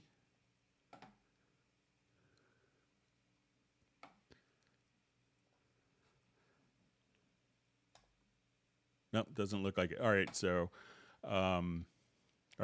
again, we'll say for the action here, we want to transform media types are equal to automation property. Property is set to is empty. So that means that we're going to take automation tracks that are empty, and we want to do track operation, and we're going to choose read disable. And I'll save this as a preset. So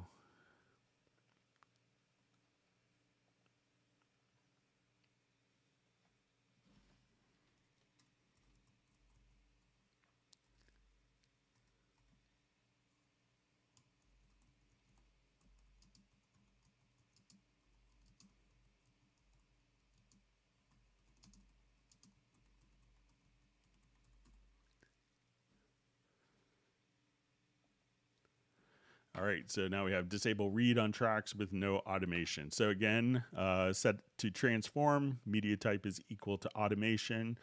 Property is set to is empty. Track operation read to disable. So give that a try. Let me know if that works for you.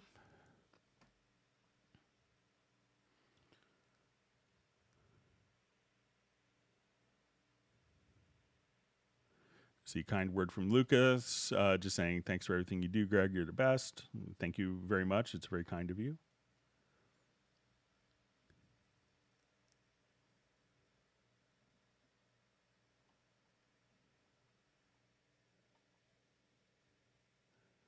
All right, reading through comments here. Wonderful to see Sable Winters on the live stream.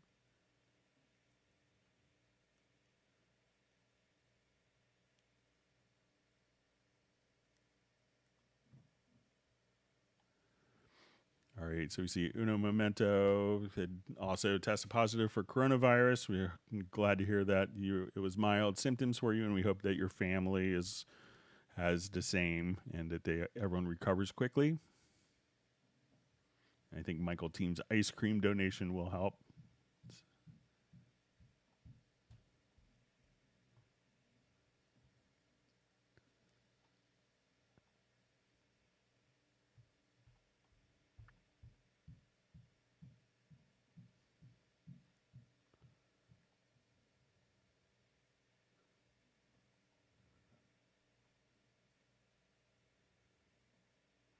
Right, reading through comments.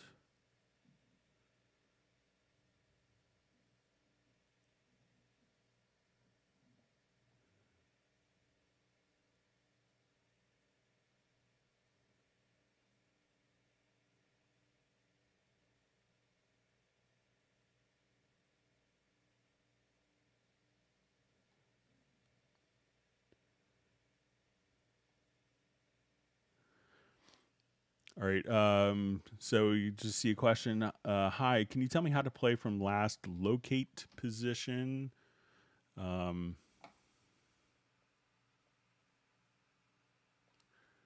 I'm not sure if it's, let me just come over here to, let's say I have marker track. So I'm not sure if you want it to play from the previous locator. So if I just hit,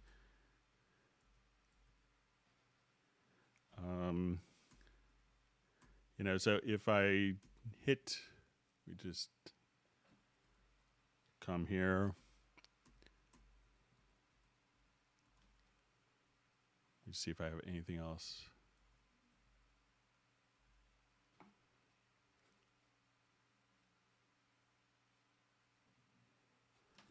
So if I wanted to, I think if you hit shift and number, so if I just, I'll take it off of my arranger chain. Sorry about that.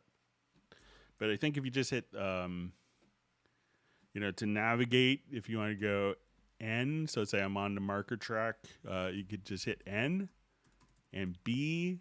So I'm not sure if you wanted to go to the very last marker in the project, or if you just wanted to, like, if I'm here and let's say I'm directly in the middle and I wanted to go back to the previous marker, if I had the marker track selected, I could hit B to go back to the next marker. And we can do this for a lot of different functions. transients, markers, events, and N to go to the next, and B for back. So let me know if that's what you want to do. So if I wanted to go back, I could, even while playing, just hit B twice or N, and then you could navigate that way. So let me know if I'm misunderstanding.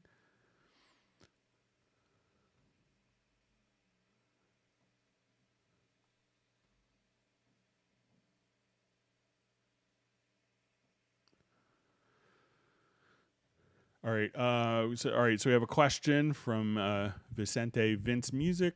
Hi, Greg. I tried to mix down a score video project, but I received the message, please change your naming scheme as it does not provide unique names for the files. Okay, so sometimes you get this when we start off. So say if I come to do an export audio mixdown. So when we work with this, we could go to this little settings cogwheel, and then we could have different parameters. If I wanted the name of the project, if I wanted to put free text, the channel number, channel type, original name, project name. So if I wanted to come and say, okay, I want the name, the project name, and let's say free text, and the free text, I want it to be... we'll just call this Vicente Vince Music. All right. And you could, add a separator. So if you wanted to, enable a counter. So we could just say, okay, I want this name, the project name, free text. I want it, and if we're doing like multiple, channels, we could come over here. Okay, this would be my output channel, and I wanted the channel name. So we could kind of see like a preview of everything that's going here. Now, many times people, when they go to the export audio mixdown, instead of creating kind of unique name or a unique naming scheme, will use the same one that they did before. And often you get that message when you haven't modified anything, and it's going to be creating the same names in the same location. So that's why you may get just a message saying, okay, we've already we have all these files there. So maybe if you do it differently, so you try a different naming scheme. So make sure that you're giving each one a unique name. And if we're doing kind of multiple at this point, we could just say, okay, I want to select all, and, we could just come over here and, you could save it, and you'll see this for conflicts. You could just say, create unique file name if there's going to be one there. So just be aware that, maybe you need to give each one a different name, or if you're doing multiple, you could do the channel name and different processing. And for the conflicts, just choose create unique file names.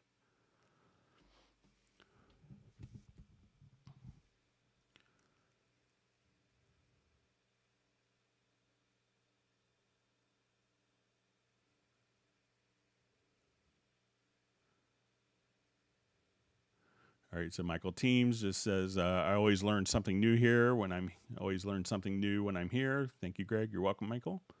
Thanks for the kind words. All right, so we have a question. Hello, Greg. I use Nuendo Live 2 a lot and really like it because it's so simple and easy. Is there a way to customize Cubase Pro 12 to use it the same purpose of live tracking, easy and simple? So yeah, I think it's like really easy. So let's say I just want to do a new project. So what I do, and I've done a lot of large concerts, like Eric Clapton's Crossroads. I was one of the engineers in that, like 18 years ago now, I guess, but it's a lot of fun. But stuff that I do is, so let's say I'm doing a 24 track recording. So I will come over here, I want to create 24 tracks. Okay, if I select tracks 1 through 24, and I hold down the shift key, I can ripple all of my inputs sequentially. So this way we have left, and so we could just set our different inputs, 1 through 24 there. And I could put these into a folder. So I will come right over here and put these, and of course, as I start the project, I will define a project folder on my hard disk. So, but I will now move selected tracks to new folder. And often why I do this is because now I can arm the folder track, and at that point, just arm all the tracks within the folder. If I need to have it on a backup drive, I will duplicate the tracks here. And for all of these tracks, I'm going to right click, select all the tracks, right click, and I could set a different record folder. So at this point, I will just say set record folder. So I could put this to a different hard disk, a portable drive. And now when I record, I could put all of these into a folder. And I will just, again, move selected tracks to new folder. So I could have kind of all of these, particular tracks laid out for us. So this could be my main drive. This could be my backup drive. And if you want to record quickly or name the tracks, just come here, type the name, hit the tab key, and that will automatically, when you hit the tab key, activate the next naming field of the next track. And you could just go like that. And then all you have to do, quickly is just come right over here. You could put both of your folders in a folder and hit record and be good to go. Hang on 1 second. My son is knocking.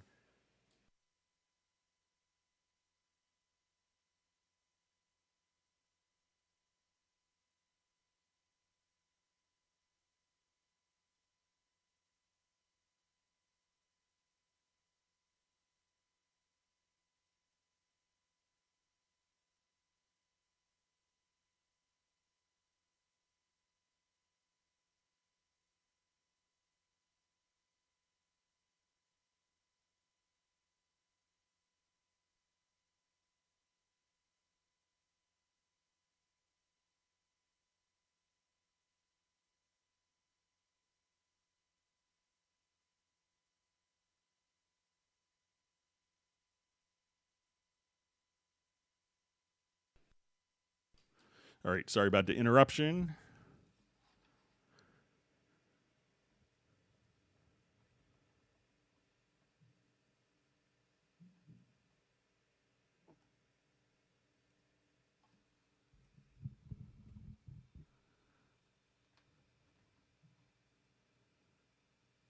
All right. All right, so we have Spike Williams checking in from Wales.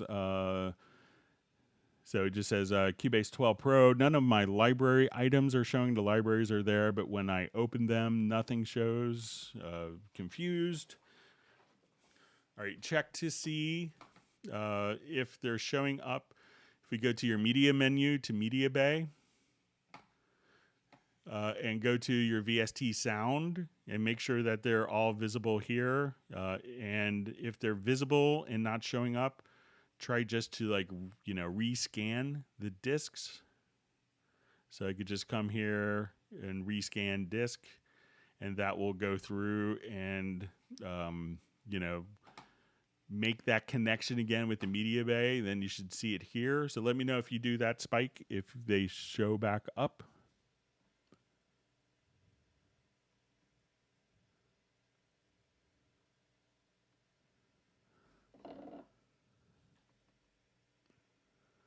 All right, so just see from MR Productions, it says maybe the parameters, maybe for a future update. Let me see if I could go back.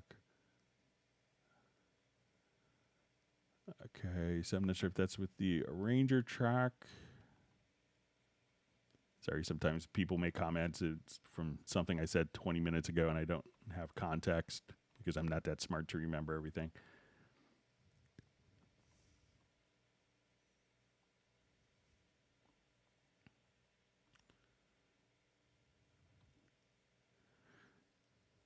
All right.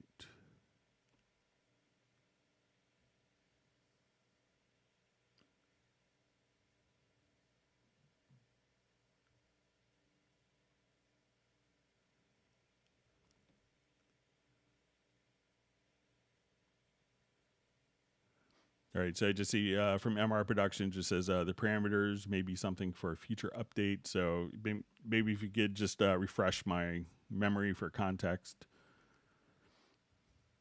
So we see a question from Sable Winters. How does export import work transferring any Cubase 3.cbp project file / media into Pro 11? So once you could download the Cubase's project importer, and at that point you go to File menu, and you'll see Import Cubase's project, and that's all you have to do. So.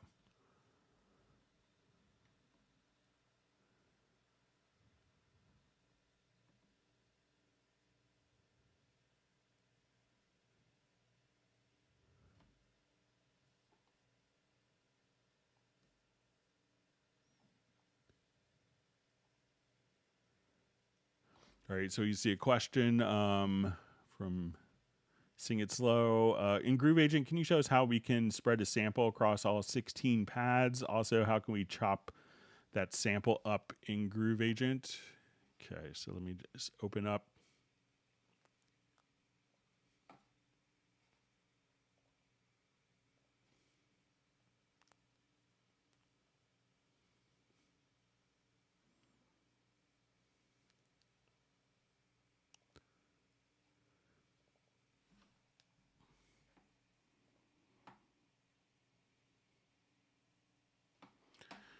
All right. Okay, so let's say, all right, so we have an empty instance of Groove Agent here. So if I wanted to take a sound, so I'm going to just click an instrument pad here. So if I wanted to just drag and drop a sound and spread it across. So if we come to the edit and let's go to pitch, here we can see key range. So I can say, okay, let's make it C1 through, A1. So I could take the same sample and have it played pitched differently.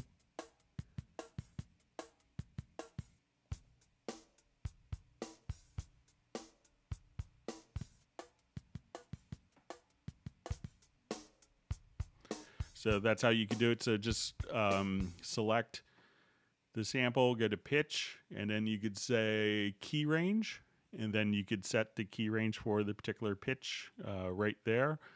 Now, if you wanted to slice, so let's say we have our drum loop here. I would just go to slice, to just edit, under instrument, edit to slice, and then we could create slices. And now each of these slices is mapped to its own pad. And now we see a pattern pad here. And at this point, we could just drag this pattern, directly to a MIDI track. So at this point, we could have all of the different MIDI notes automatically mapped to trigger the samples for you. So let me know if that works for you.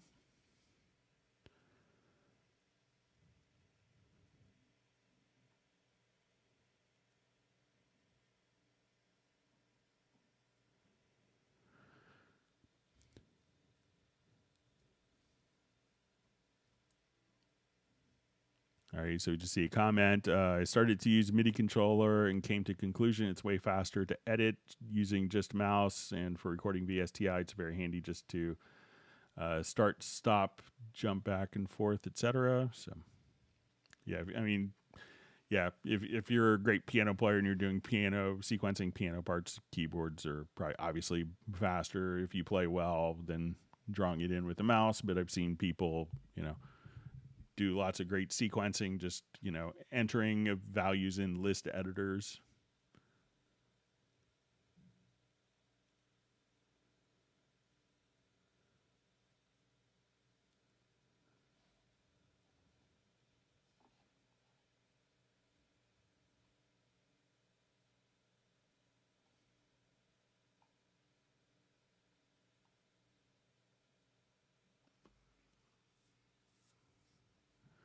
All right, so you see a question.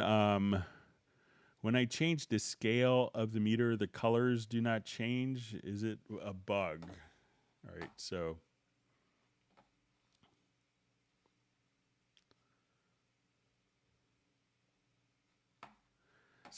sometimes it could depend on the meter that you're actually working with. So let's say,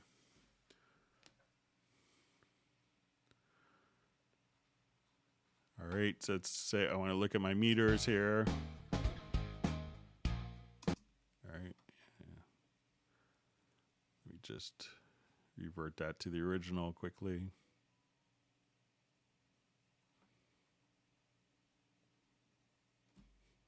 All right, so say we have our meters going on. And I'll just turn this down. So yeah, let's say I wanted to take all of my drums up. So I'll just Q link them. All right, so let's go to our metering preference. And let's look at our meters here on the right.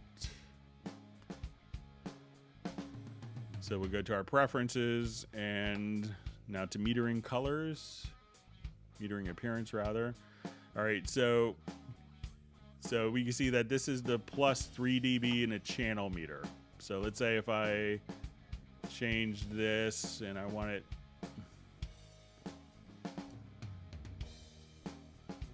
all right, so I'll make this kind of red.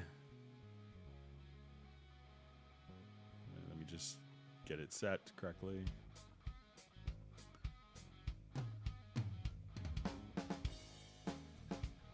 So I'll hit OK. All right, and I want it to move. Say I want this to be.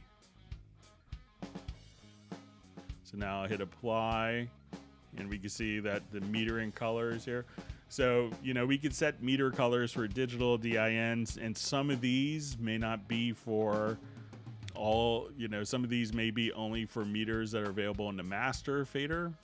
So just make sure that you have it for like the channel meter, and that's what's set. And as you do this, make sure you hit apply.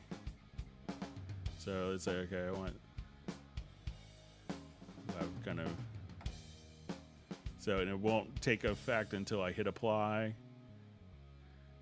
So I'll change this to like a blue, hit OK, then apply, and we can see the meters change accordingly. I'll just go back to my default values, hit OK.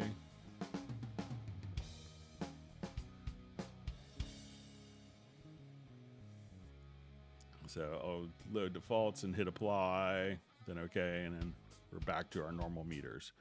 So make sure that the meter color preference that you're changing is actually for the channel meter, as opposed to one of the meters that could show up here in the master meter area.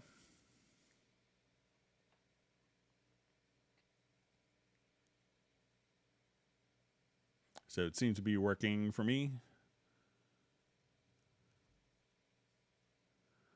All right, so we have Stephen McCormack checking in from Buffalo. Thanks for joining us.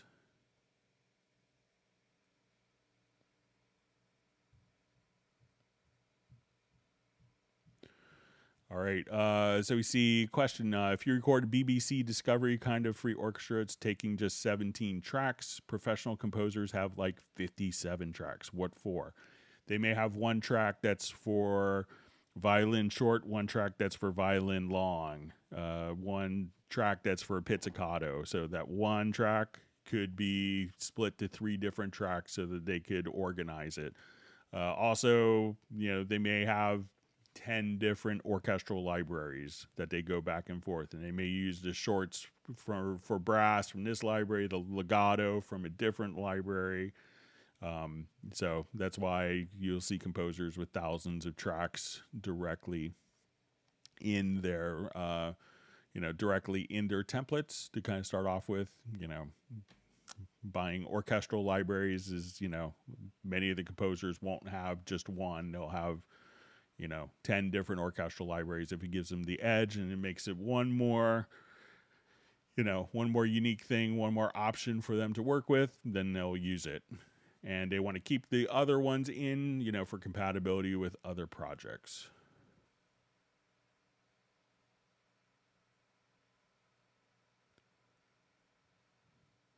All right, so we see Captenergy joining us from Harrisburg, Pennsylvania area. Thanks for joining us.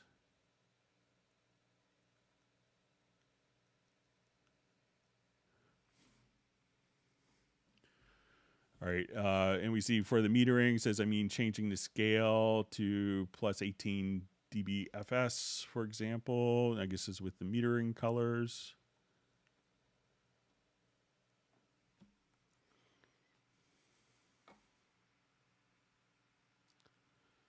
Okay, so, so with the... So, if we wanted to change the scale, so we could have it to 6 or 12 dB. So if you wanted to change, the top point, so if this is what you want to do, try going to your project setup. I think it's in here. So let's go to project menu to project setup. And then we can see volume max to plus 12 dB. So now where we top off at 6 dB, we can now have an additional 12 dB overgain, so it doesn't go to 18 dB. And let's also just kind of check here. So, the channel meter colors here we see for plus, that's set to plus 3. But, here we could change our, if we want to see plus 12 dB in your digital scale, so you could have these meters, and as we make the change here into preferences, we could change each of these different options for metering. But, the channel meters only show up there, so.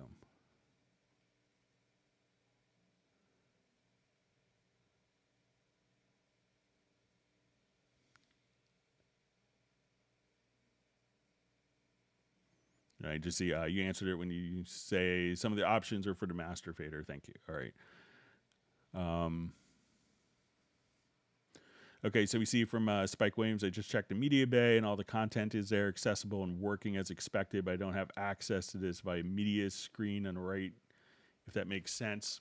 So sometimes what can happen, if you go into, if you're on Windows, you could go into your start menu and go to Cubase Pro 12, Cubase Pro 11, and then you'll see a user settings folder. So if you go to the program group and don't launch the program, but just go to the program group. And if you're on Mac, we could come over here to library. You may have to hold down the control key, or the alt key rather, to go to your library from the go menu. Apple doesn't want you to find it so easily. And at this point we can come to preferences. All right, and let's go to, you'll see a Cubase.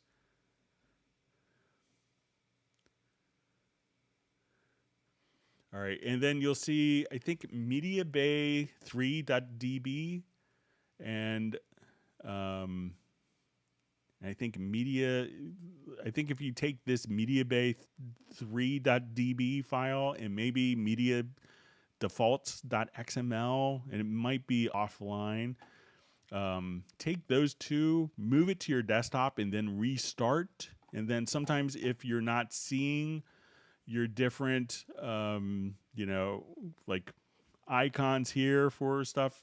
After doing that, it'll rescan and then kind of rebuild the database for the media bay. So try, I think it's the media bay 3.db and maybe the media defaults XML file. So try moving those two, and move it to your desktop temporarily, and then let it rebuild. And if it doesn't work, you can move those ones from your desktop back. So give that a try, Spike.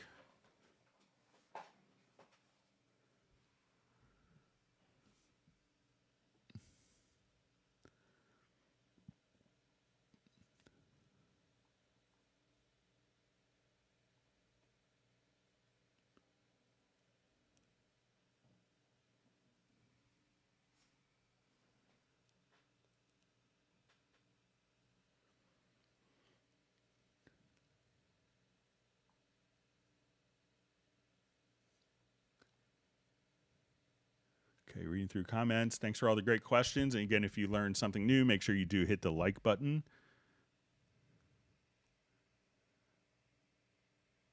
See Captain Energy Music just apologizing for hitting the likes button. So yeah, I was working and we just got a cat a couple weeks ago, and he was, he made me send an angry email to someone just because he walked across my desk and hit my caps lock key without me realizing. So.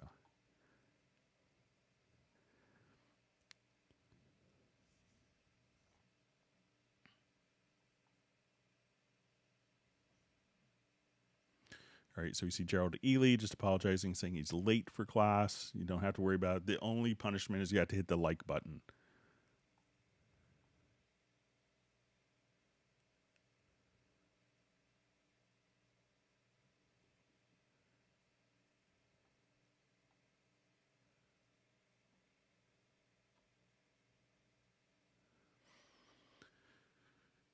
All right, so we see a question from Stephen McCormack. What are your best quick tips to humanize a MIDI part that sounds too rigid? So especially quantizing can make like a big, huge difference. So let me see if I have. Okay, so I have some quick, let's say I'll do like just worst. Sorry, I have something. Annoying buzz here. All right, so let's say if I wanted to program just a quick, like worst drum beat of all time kind of deal. All right, so come here. I'll select the track and I'll just create drum map setup here. I will just create drum map from Groove Agent. All right, so now let me click. Okay, so I'm gonna just do super generic drum pattern.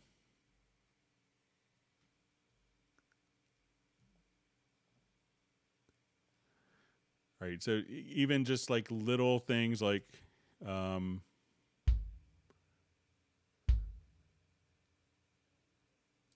right, and I'll just put this in a little loop pattern.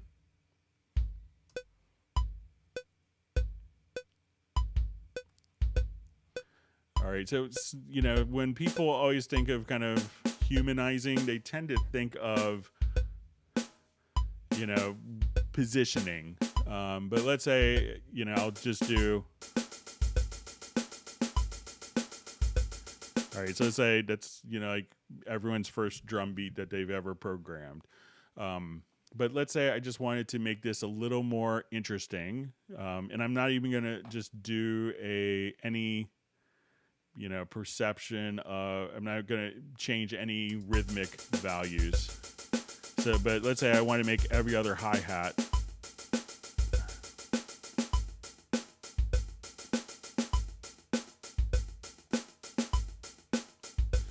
And now I want to just take the hi-hats here and just bring their overall velocity down.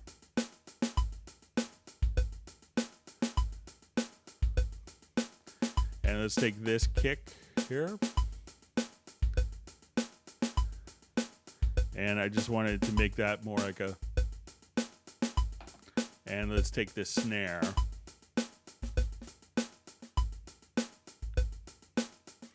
And maybe like do a couple little stick drags here.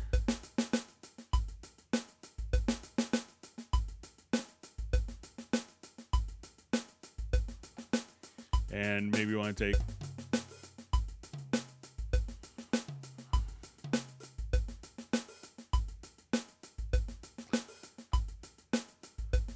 So, you know, even just doing like little stuff like this, you know, can make kind of a huge difference in just, you know, without even modifying stuff. So, you know, I find that, you know, especially like drum programming, you know, velocity is the most critical thing. You know, pianos, you know, if you do like a lot of MIDI piano editing, you know, you almost know where the velocity switches are. Okay, from 63 to 74, it's this sound that I want from 74. So, you know, I think humanizing a lot of stuff is dynamics that people overlook. You know, you could, of course, come over here and if you want to apply more of a groove, you know, we could just say, okay, I want to add more of a swing.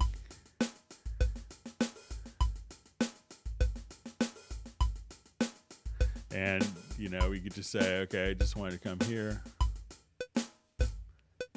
And let me just undo that. So, but let's say, you know, if we wanted to change, you know, or like different quantized values, so let's say, okay, we'll make this, you know, so we could say, okay, let's make this more 16th notes. And I want to apply my swing. So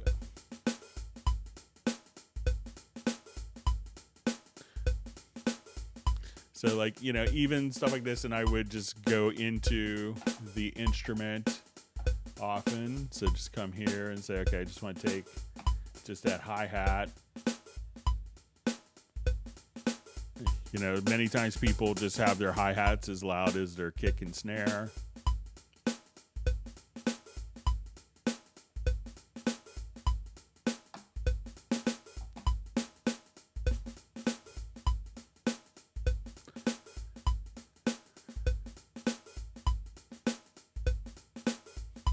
So little stuff like that you could do. So, but, you know, never underestimate the power for MIDI for velocity.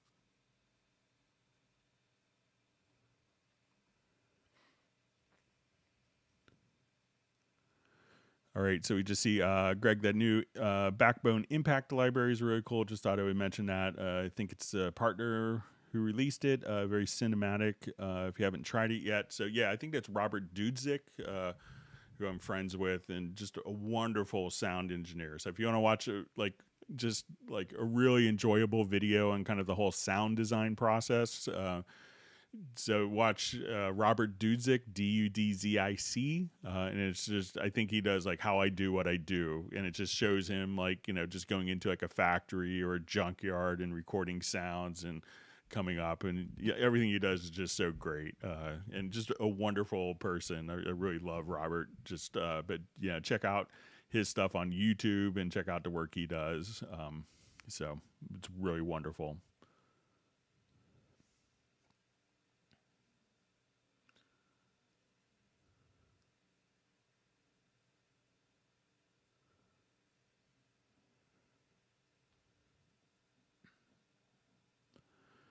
Okay, so we have a question. How can I write expression, modulation, or vibrato correctly for instruments without jump that lines even overwrite? All right, so let's say, I'll just open up.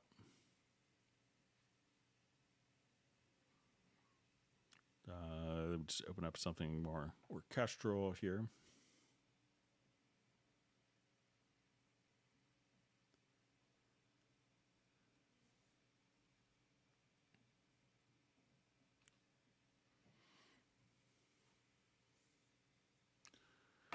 Okay, so let's say if I'm here, so, you know, a lot of times, you know, as we go, all right, just make sure.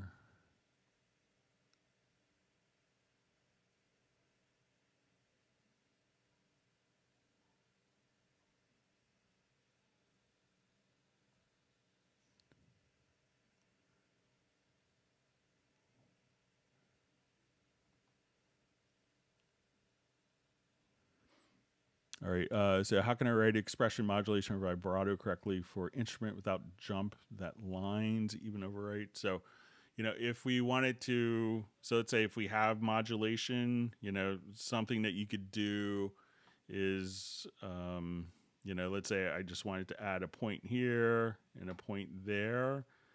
You know, at this point, if you want it to be smooth, you could just kind of do Bezier curves just like that as well. So, you know, if you wanted to, you know, write, so, you know, once we have modulation data that's written, so let's say if I just wanted to, you know, delete my automation, and let's say if I just sequence modulation data here, so let's say,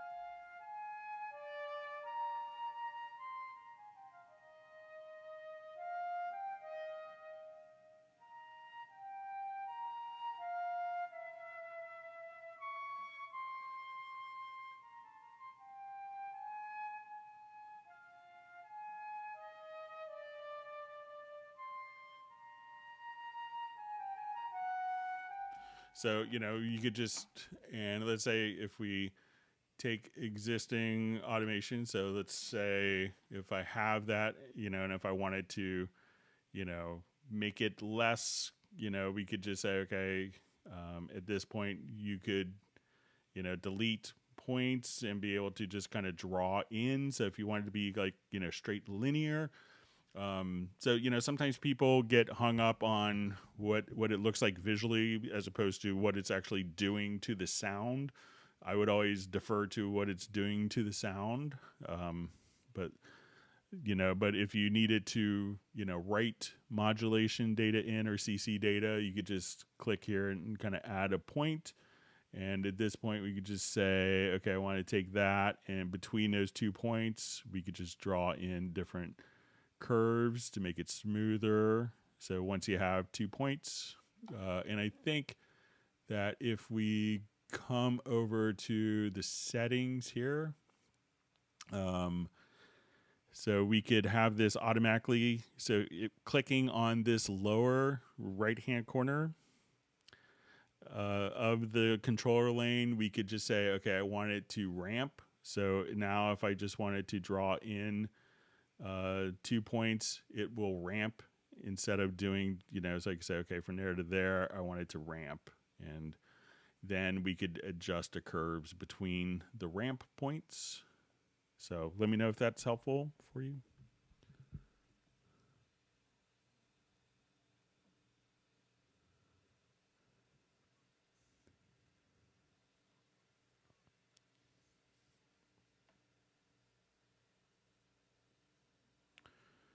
Yeah, so we see, so Sven Isaacson just mentioning that, you know, the latest version of Groove Agent that was released a couple, maybe about 6 weeks ago, that is full M1 compatible.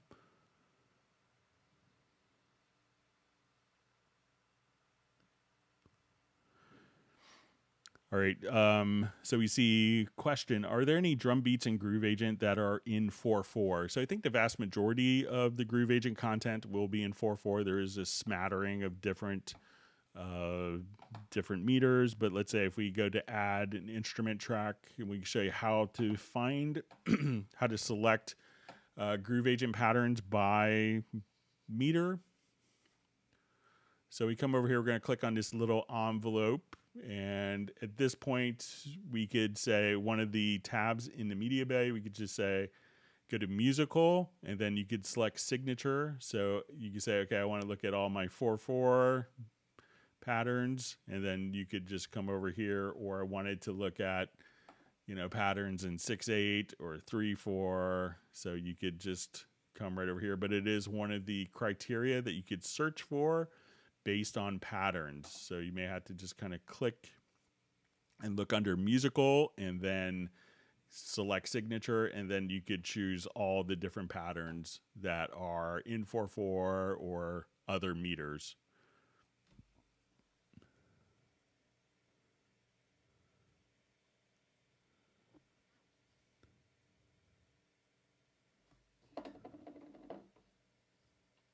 All right, so we see Graham Witcher's able to make it from Royal Wooten Bassett. Thanks for joining. You'll be popping in and out.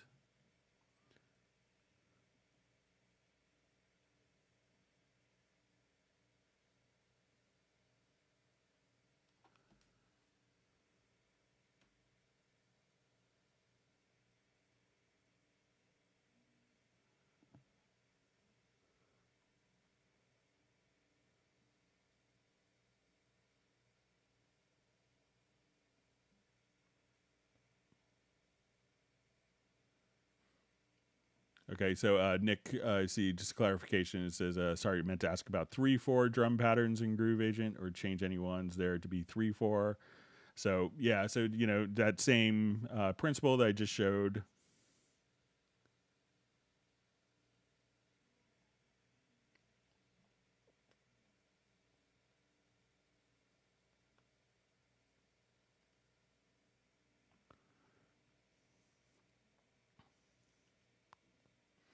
Okay, so we see Joe from Rochester. Says to figure out how to recreate the imager bug. Only select 2 or 3 bands, make your settings, save and close the project, open it back up. Settings have changed. Okay, so let me just go ahead and I'll do new project again. So yeah, the project that you'd sent over, Joe, it misbehaved as you described, but let me see if I could recreate it on a brand new project as well. So just add an audio track. And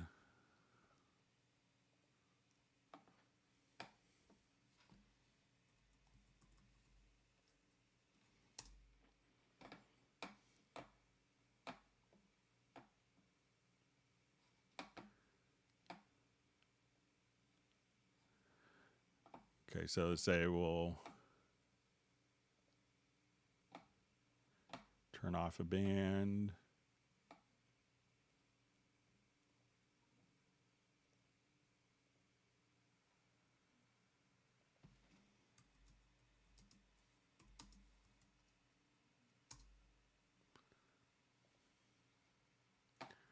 All right, and I'm going to save the project.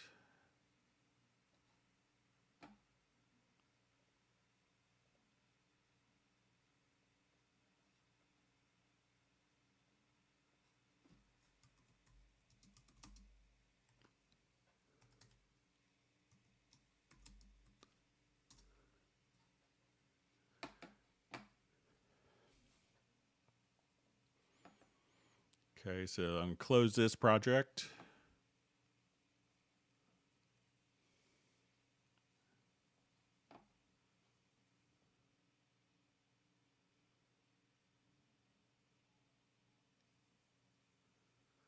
So even there, so let me just all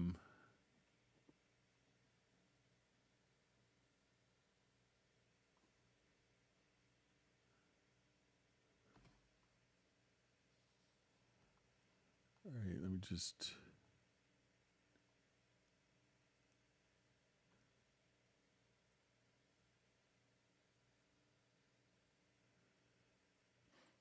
yeah, so it seems like that was retained.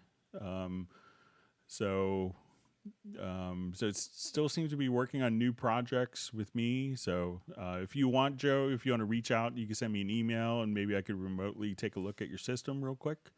I'd be happy to do that next week.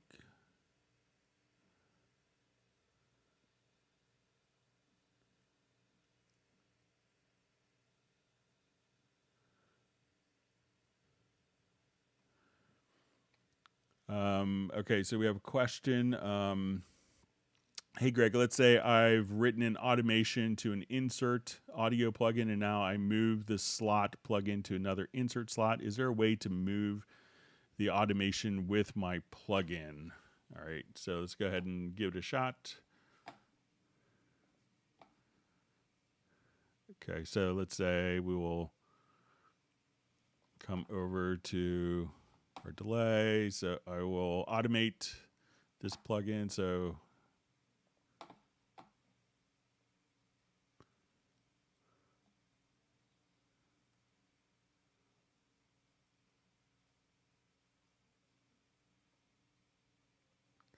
yeah, so I don't think it automatically kind of carries it over. So let's say I move this to my different insert slot.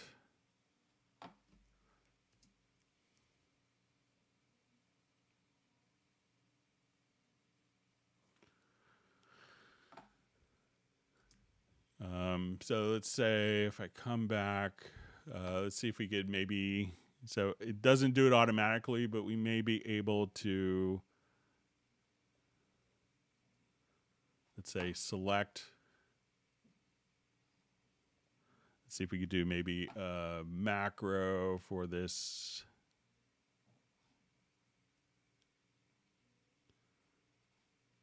To make it a little easier.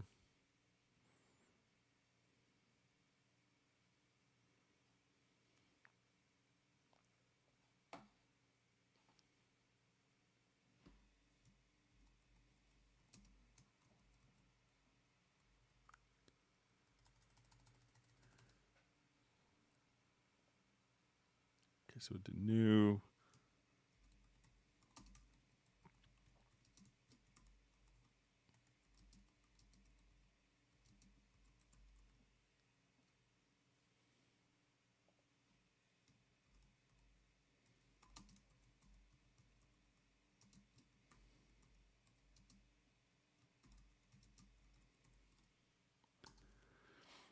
Okay, so let's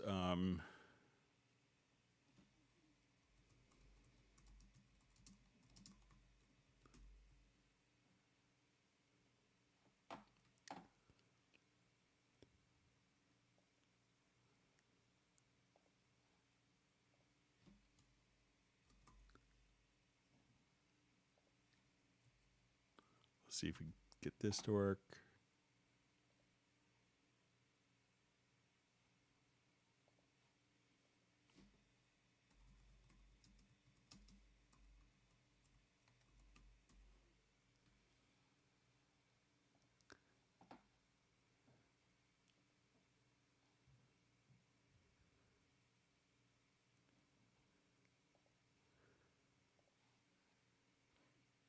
All right, so let's say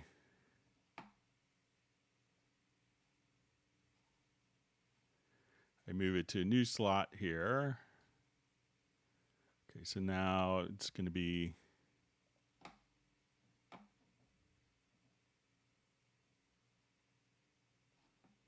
let's see if it's just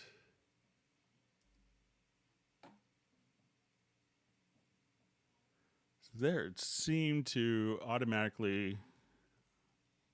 All right. All right, so it's originally here on 1. So let's see.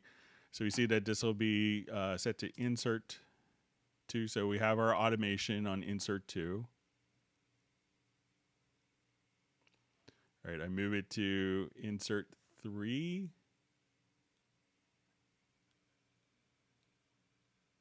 Still seems like it's automating. So I thought maybe that was changed, but let's. All right, so I will just do this from scratch again.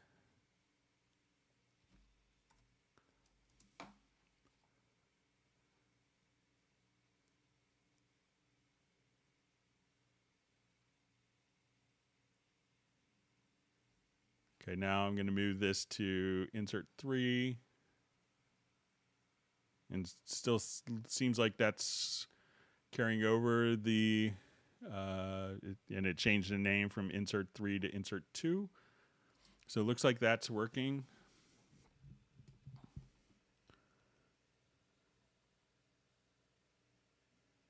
So it looks like that. Let me know if that's working differently than what you're working with, Marcus.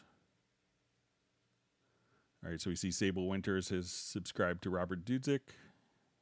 And he also did, as Jazzy mentioned, a Noir Sounds.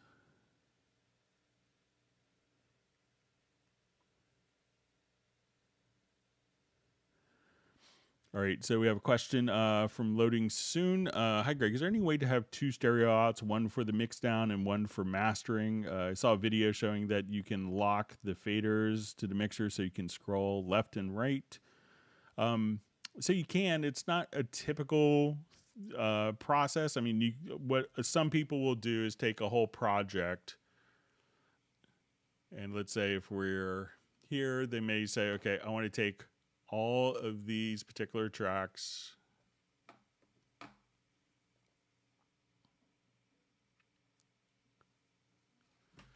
I want to take all the tracks in my particular project, and I want to send these all to a group channel. So we'll make it, let's say, a stereo group. So now, as I do this, I could have everything in a group channel and everything in kind of a master fader. So, but usually people don't have a separate output for a mastering chain, so they may do it like this because it could lead to some more creativity for routing, for like real-time processing, especially with external processors. But let's say, I think another part of the question was how to anchor these particular tracks to the right so that as we scroll, they're always present. And to do that, we would go to the Visibility tab in the left-hand zone inspector and then click on Zones. We'll see 3 dots. So I can say Group 1, and let's say our input-outputs are going to be fixed to the right, and now I could scroll, and those 2 channels will always be visibly present. So I could anchor them to the left, or anchor a channel, like maybe lead vocals to the left, so that's always there. And you could have kind of a classic split console design, just like that.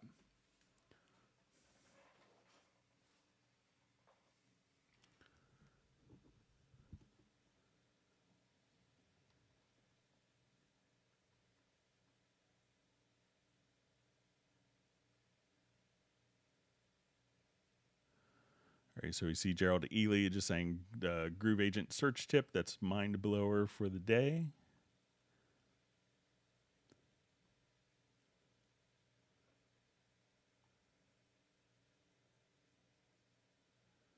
All right, so we have Tiago checking in from Brazil, saying hi to everyone. Thanks for joining us. All right, so we see, all right, from Joe, it says top left, only select 2 or 3 bands. I think this is going back to the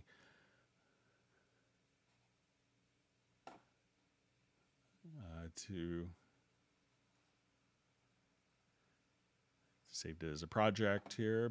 So let's look at the back to the Imager plugin for Joe. So he just says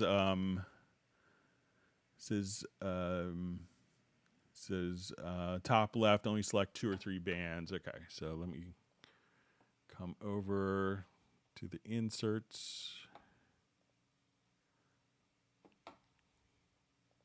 Okay. Let me just revert it.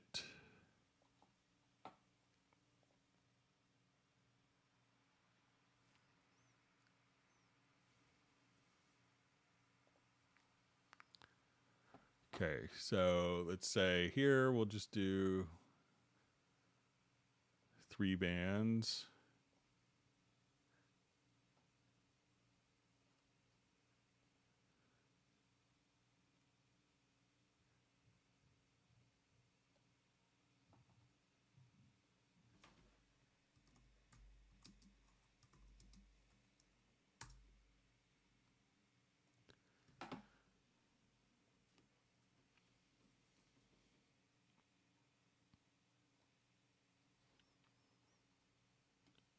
So we save that, and let's open the project again.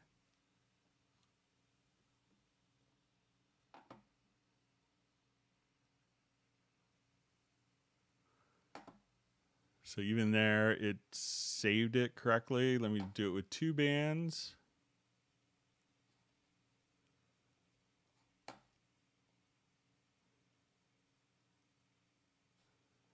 All right, and I'll save the preset here.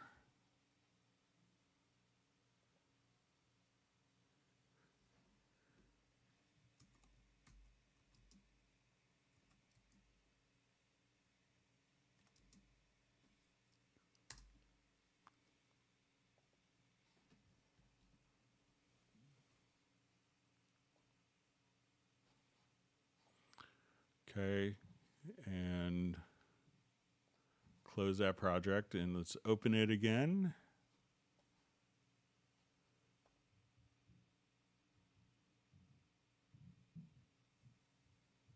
So it seems like that is working as expected on my end. Let me know if I'm still doing something wrong, Joe. Thanks for narrowing it down.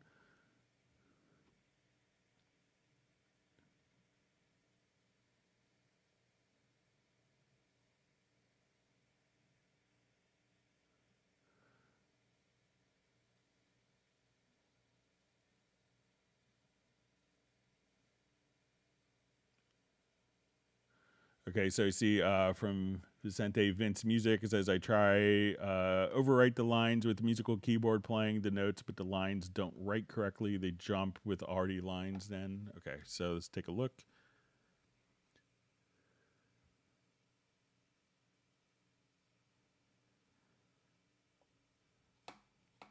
All right, so let's take this example.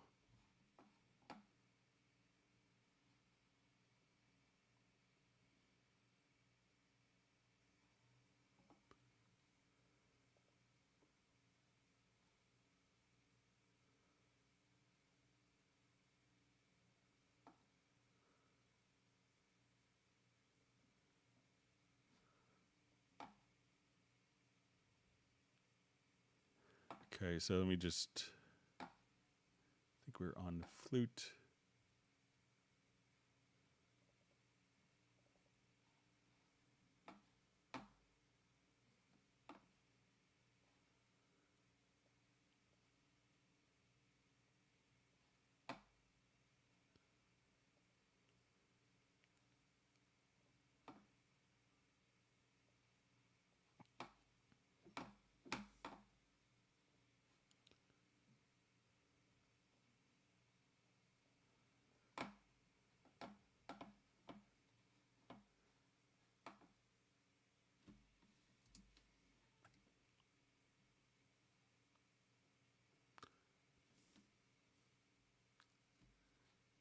Okay, so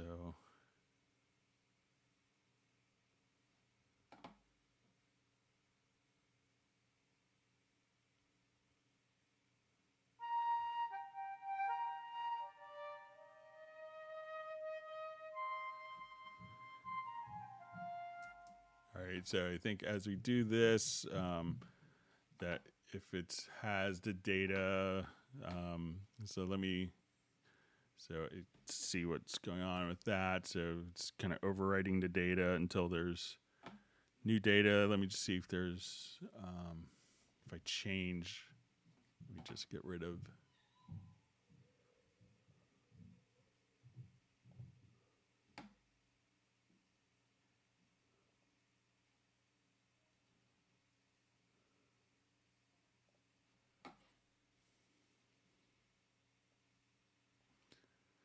Okay, so let me just check some of the different MIDI record modes. See if that makes a difference. I'm not sure if it will.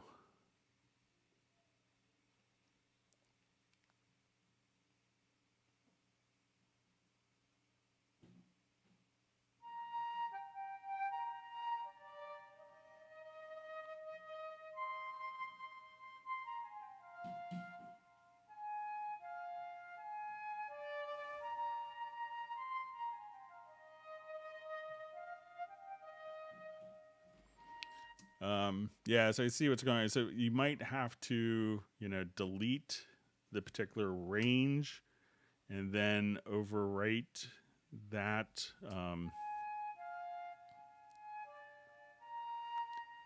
So say if I want to take this little part here, so now that there's no conflicting CC data, but I can see where it's, I could play around with it if you want to email me and see if I could come up with a way to replace the existing CC automation. So.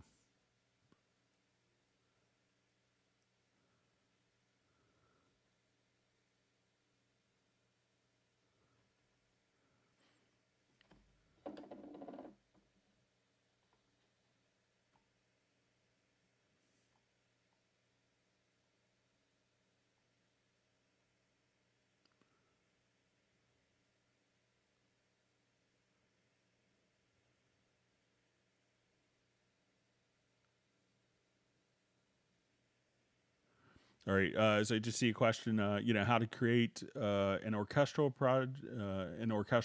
I've seen many YouTubers, so they have the presets ready. All right, let me just see if I didn't miss anything.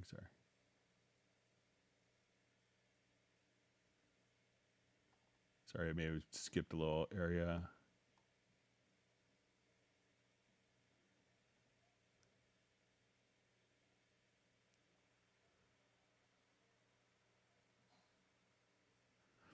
I just see a comment from Mark says, thanks for the automation moving with the slot. I'll check that again for me. It didn't work the last time. So I seem to remember doing it on a live stream and it was kind of tied to the insert slot, but it seems to be working kind of as expected now. So, how to create an orchestral project. Question, how to create an orchestral project. I've seen many YouTubers have it. They also have presets ready. So, once we have, kind of your sounds loaded up, your whatever orchestral library, like this one is using, like Halion Symphonic Orchestra, which is kind of an older Steinberg library that's still very, very high quality and great price of like $99. So, and then once you have everything set up, such as, your flutes, and let's say, and you could have this set up in standard kind of orchestral, like flute, oboe, clarinet, bassoon, and these will all be routed to your particular instruments. Then really all you have to do is click on get a file and then save as template, and that way you know that you have your particular sounds set up, and then once you have that dialed in, save it as a template, and then when you do a new project you could just come right over here and just choose to you'll see it under more, and this is where all of your templates, and you could just click on that and then that will just load your template for you automatically.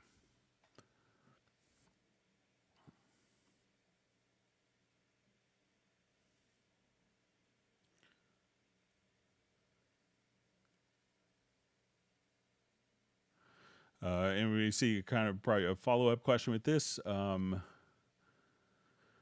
panning also, and issue after panning is set each instrument, but when we create a new bus for the same group of instruments, say woodwind, so if we have all of, our panning set here for, let's say, oboe, as we come here, and, let's say if we have that panned, it's probably going to be more like the flute's going to be on the left, oboe will be center, and let's say, bassoon a little farther to the right, horn, so these, but if I wanted to take, these particular tracks, and if I set it to a stereo group, the panning is going to be preserved. So there's no issues with using panning and groups with that. So just make sure that when you add a group to like the instrument tracks, that when you add the group track, that it's actually set to stereo as opposed to mono in a configuration. And then all the panning will be preserved for you.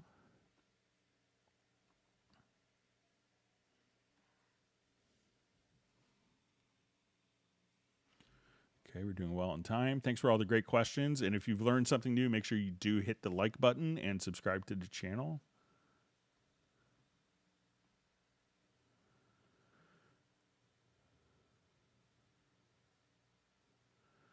Okay, so we see from Cashmere Cat says all the panning set earlier seems not working anymore. They all mixed up. So, check to make sure that you,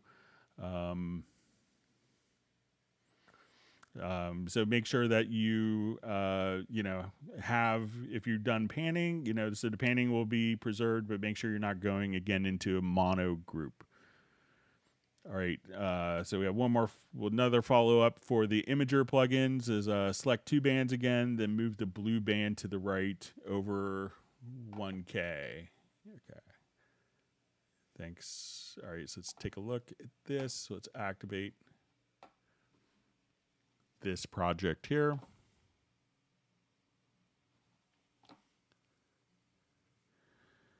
All right, make sure I get it right.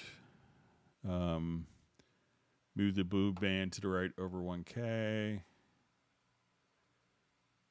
Okay.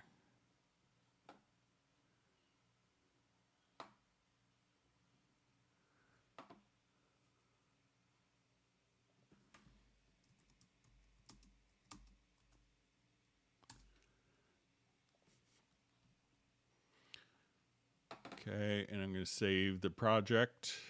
And let me close the project. And we'll open the project again. See if we get it to misbehave.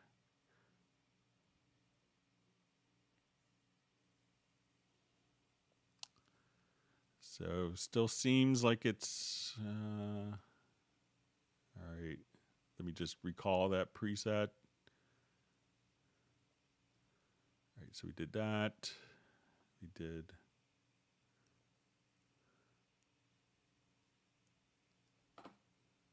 All right, I'm just going to do that one more time, and because it seems like it didn't extend that over.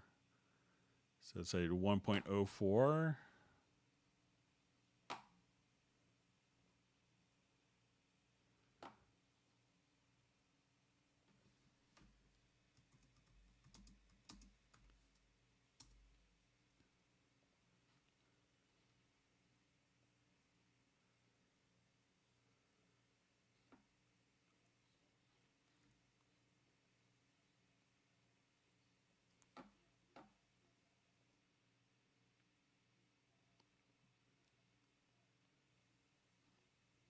Yeah, it seems like it's doesn't default to that. So, okay, it's great that we're able to kind of narrow it down, Joe. Thanks for your patience with me. I'll make sure to pass that along.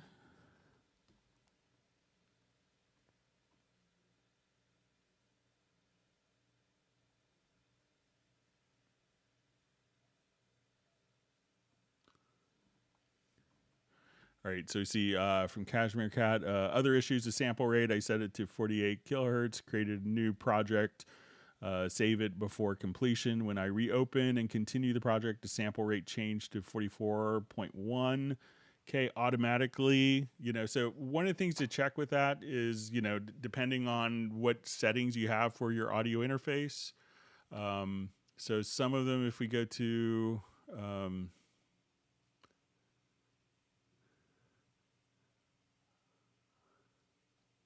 let's see if it's going to be, check your clock settings here, because sometimes, depending on your audio interface, if you like go to, like a media player that's playing at 44.1, then the audio interface can be set, depending on your audio interface, it could be set to not change this. Sometimes audio interfaces will follow sample rate changes and will recall, and sometimes the audio interfaces won't receive that. So if you're going to another source and using the audio interface to play something that's 44.1, like a CD, or maybe something on YouTube or something that's 44.1K sample rate, it could be that your audio interface isn't automatically switching because the audio interface is set for that. So often when it's going to be stuff like that, it could be that the audio interface is just not recalling its settings, and it's kind of stuck in whatever sample rate until it is told to physically switch the sample rate.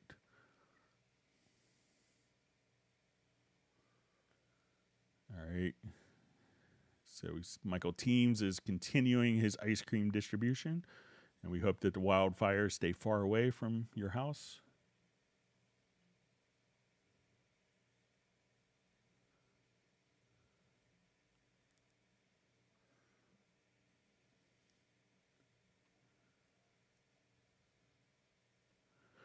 Okay, and we see also just further follow up on the sample rate. When I set it back to 48K, there's a notification to allow different sample rate or change it.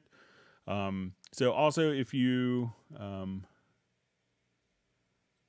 so it says once I change it, the tempo becomes slower and the project is unusable. So, as soon as you actually, it could be that, check your actual audio file. If you have audio files in the program, see if you actually have, if all the audio files are 48K or 44.1. So it sounds like maybe you think it's sometimes you may be thinking that the project is at, sometimes people will start a project and record some files at 44.1 and some at 48K, and you can get what you're describing. So if you have audio files, come to the pool window and you could just switch to a project that has. So once we activate, we go to the media menu to the pool window. And at that point, we could just see all of the sample rates for the particular project here. So you can see this is going to be all 44.1. So check to see that all the sample rates are the same. And I'm not sure if you're externally clocking your audio interface or not.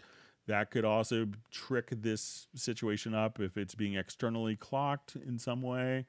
And also if you could let us know which interface it is, or if other programs, sometimes, I had an audio interface that, when it was set to play Windows sounds, that it would switch the sample rate to 32K as soon as I went to, heard like a beep sound in Windows, probably 98 at the time.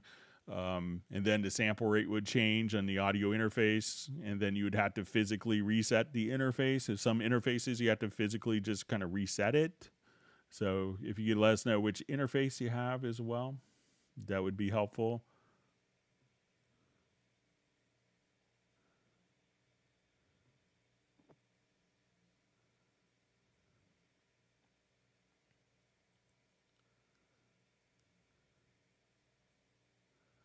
Okay, please show how to pan MIDI notes in the sampler. Okay, so let me just...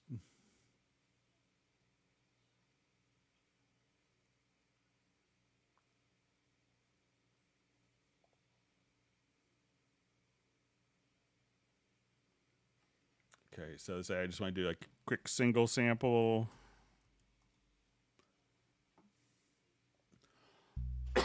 Excuse me. All right, so I'm going to create a sampler track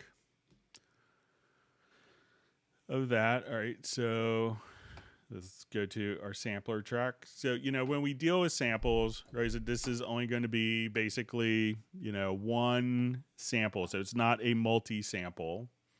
So let's say if I wanted to come here and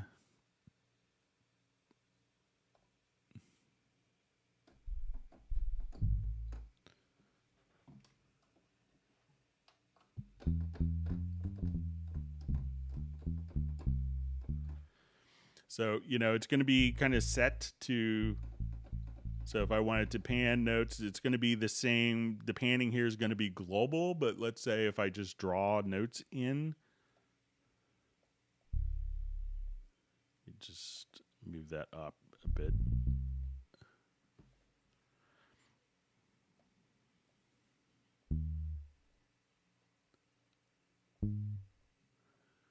Okay, so now if we go to our note expression, so let's say I want to click here. So now when I double click on a particular note, we could go to our note expression. So let's say, so you said you wanted to pan the individual MIDI notes. So if at this point, we double click and go to our note expression and set panning. I can say, okay, I want this note to be panned hard right, this note hard left,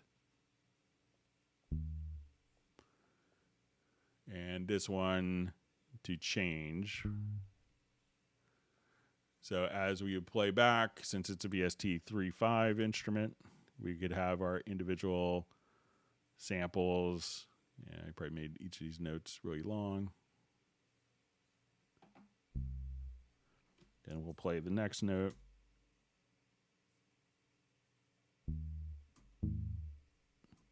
So each note can be individually panned, but it's one sample. Now also, if we wanted to take a particular note into Groove Agent, so let me just open this up and I'll just clear.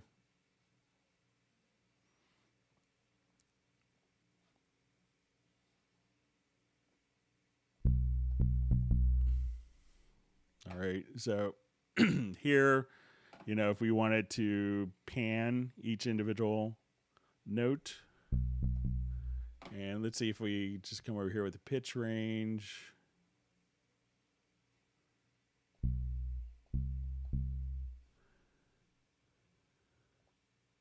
So, but, so we could kind of pan individual notes there, but, you could do it on individual notes within the note expression if you wanted to, but, the sampler is intended for, a single sample. And you could get more sophisticated using Hallian or Groove Agent if you needed to.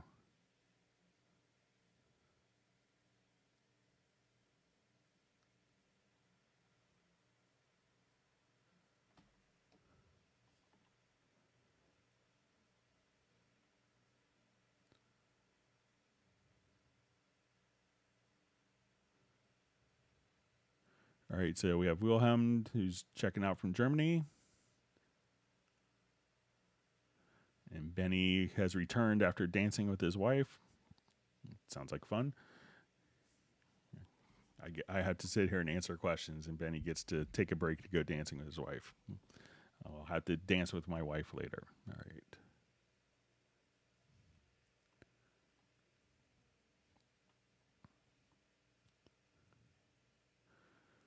Okay, so we have a question. When setting up panning for orchestra, how do you set up panning from 20 to 50 degrees to the left or right and have it not in the middle center? So, a lot of times it could be that the orchestral panning is sometimes kind of baked in the actual sample. So let's say if we jump back to the Schubert example.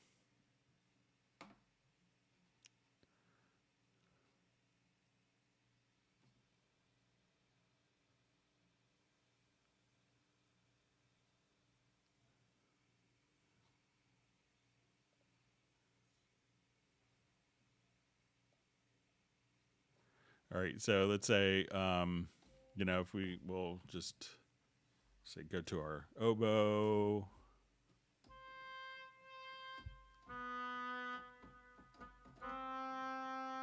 All right, so let's say if we wanted to, and I'm not sure if this was panned initially.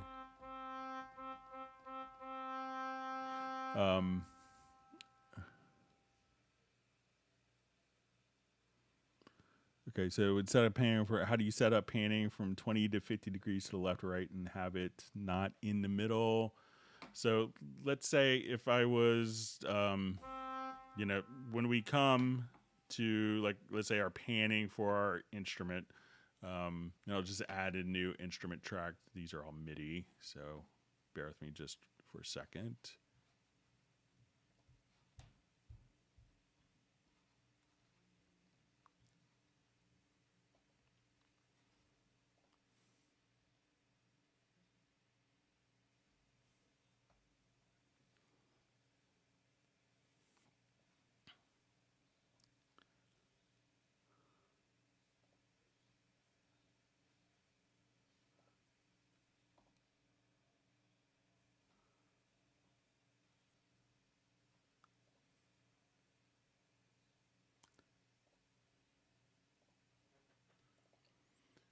Okay, so we'll just come over here. We'll add our oboe.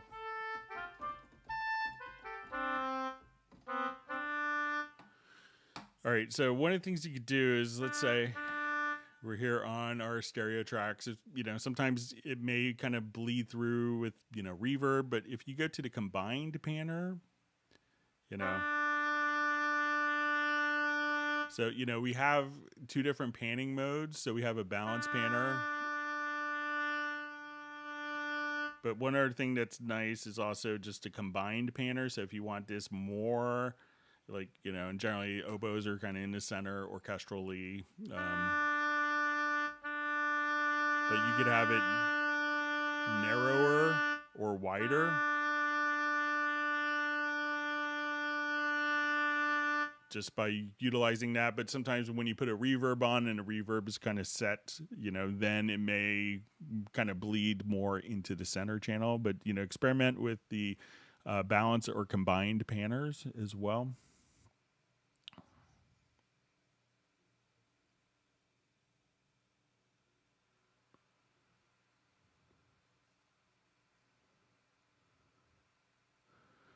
All right, so we just see from Cashmere Cat, who had the questions about the 48K 44.1, says Windows Audio doesn't support Thunderbolt input on Antelope audio gear. So when I connected my Antelope via Thunderbolt, I have to use voice meter. So, I would, it seems weird that the Antelope doesn't have a standard Windows driver. So, it seems odd. But that could be causing problems. But, check to see, if, what the clock is set to on your Antelope audio interface as well.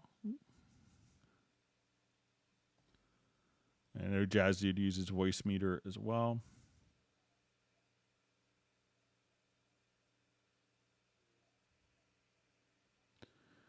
Let's see, Saragos is saying, when you open up an orchestral project, you have to open up the Rimsky-Korsakov orchestration theory book and follow the instructions. Whatever you do in Cubase, it's going to sound great.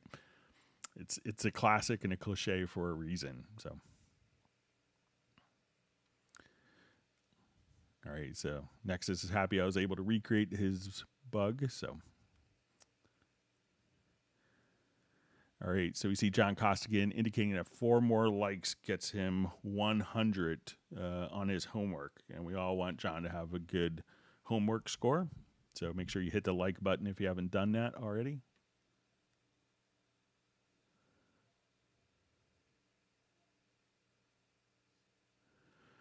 All right, so we have a question.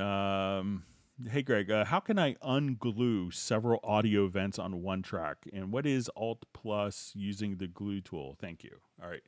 So let's say I have several audio events. So I'll come here. Let me just...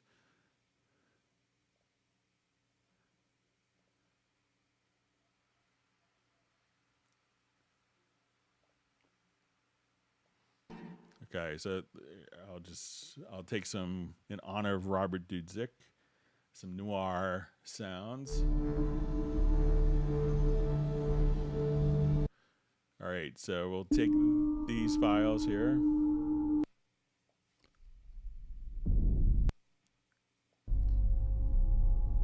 Okay, so let's say we have these files, and if we wanted to, move them together as a collective entity, we could select them all. And if you wanted to hold down Shift and double click, you could select all the events, on that particular track. Now, if we glue the events together, so we have 4 separate audio files, 4 separate events. Now, if we glue the parts together here, these will now turn into a part. And so, we could think of a part as a collection of events. So if I always wanted these never to be able to be, the timing changed between, the relative space between the different values, if I don't want those to be changed, I would, I could do that. Now, some people, I usually get this question when it comes to I don't have my fade handles anymore. I glued some parts together. And that's because we, instead of going to the sample editor, we can now go to the part editor. And the part editor now has these different events where I could see my clip gain and my volume, and I could see different multiple events kind of collected together within a part. Now, if I wanted to undo this grouping, what we would do is go to your audio and choose dissolve part. All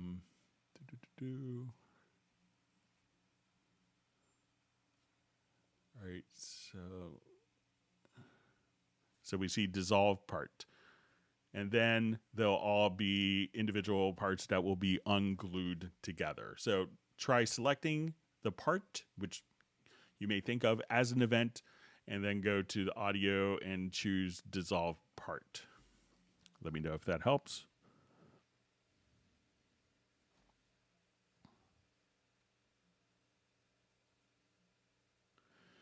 And we see also kind of a follow-up question with that. And what is Alt plus using the glue tool? Thanks. So let's say if I had Midi events here.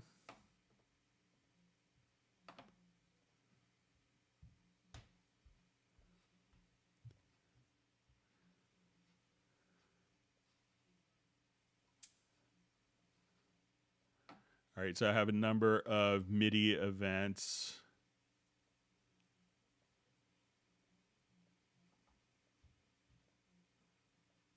Okay, so when we glue events together, I could glue two together like that. But if I wanted to glue all of these until the end, we can hold down Alt or Option, and then we can take multiple events and glue them together with the Alt or Option key.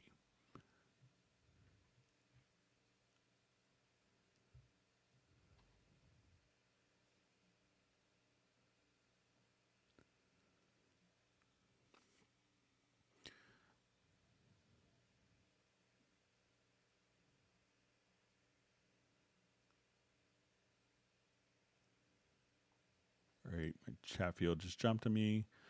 Okay, so we have a question from Bongo John. So an easy way to nudge clips in left and right by a samples value. Okay, so in version 12, this is one of the things that was added. So when we go to, and we may have to just, okay, so we have our nudge here. So now what we could do is, like, as we would nudge events here, we could say, okay, I have this event, and let's say I have it set to bar. So when I go to nudge values, and let me just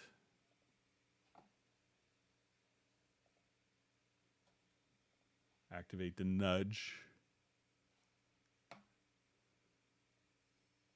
Okay, so now when I go to nudge, all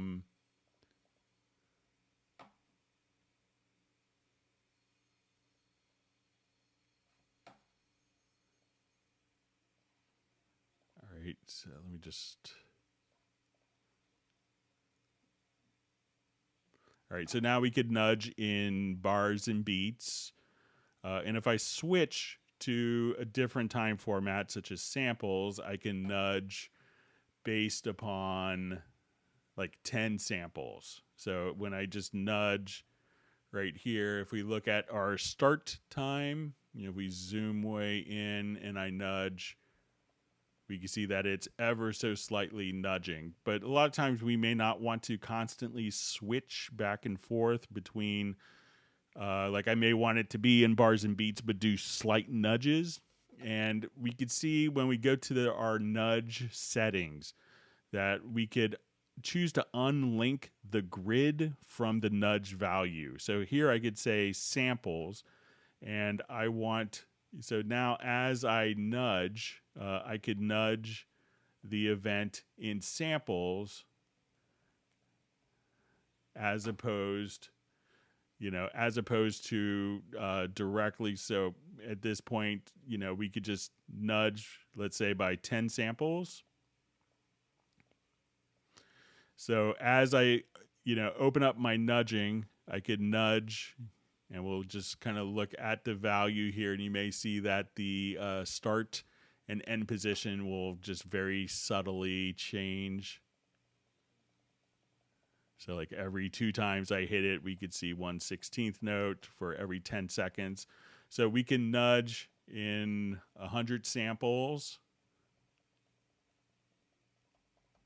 And if we zoom in again, so we could decouple the nudging from the actual master grid value just by, again, clicking here in the nudge settings. So you could have it set to link to the grid, or we could, so where the grid is like bars and beats, but if I wanted this to link to samples, we could do that as well and decouple it so we could have nudging in one time frame, but our master time frame in a different time display format.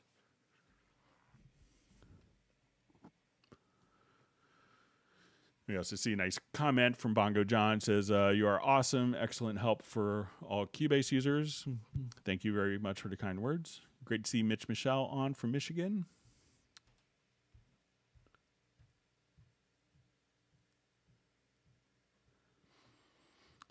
So we see a nice comment from Saragos. Says, great teacher, Greg. So professional pro. Like you should start your school teacher career and be the best.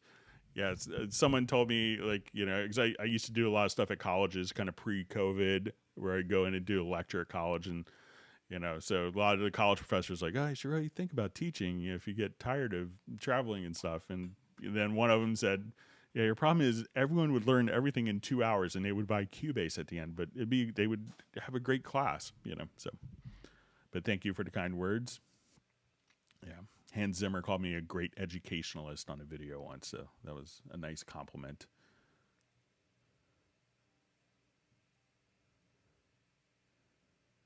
All right, so see, we hit 100 likes. Thank you very much.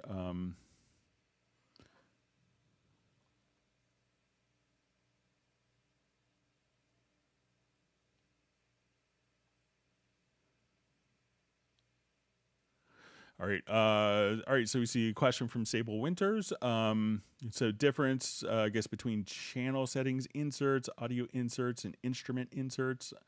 On a single instrument track, I added effects. It applies to all instrument tracks, including FX channel, confused. Okay, so let's. All right, so we'll start kind of fresh with this. Okay, so we'll do a new project.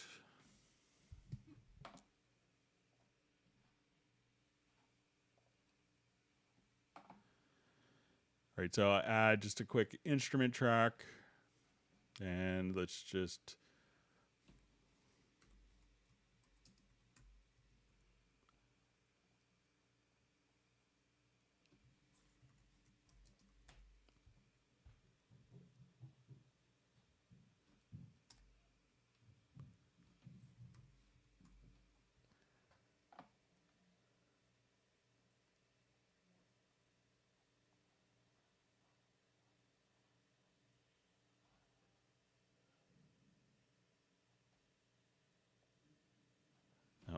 just patch I'm thinking of. Okay.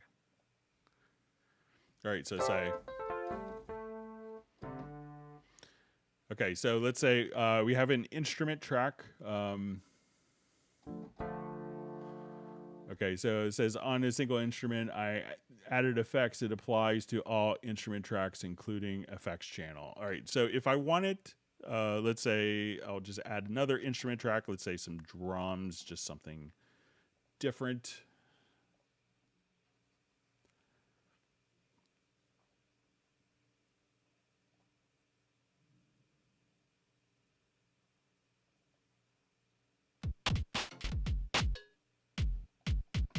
All right, so let's say I have a Rhodes here. So all right, so we have all right. So it says on a single instrument track, I added effects. It applies to all instrument tracks, including FX channel, confused.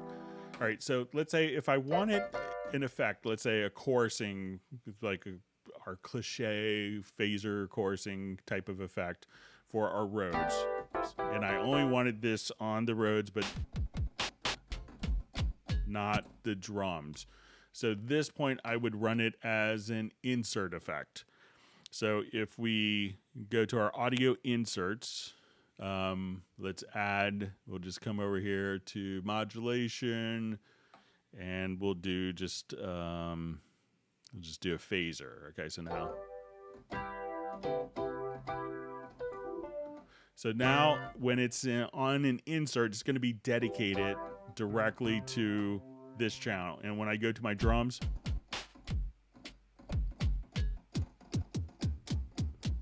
it's not going to be on there at all. So inserts will be dedicated directly to that particular sound. Now, if I add an effects channel, so let's say I select both of these sources, both channels, and I add an effects channel. So let's say I wanted to add a reverb. So now, and I'll select the reverb, and I'll make the reverb more obvious here. And when I go to the drums, because we have this added as an effects channel, and it's going to be sent to both sources, and we would see this in Access when we go to our audio sends. So if I wanted less reverb, I could blend in how much of the signal is being sent to the reverb right here. So if I want it to be really wet,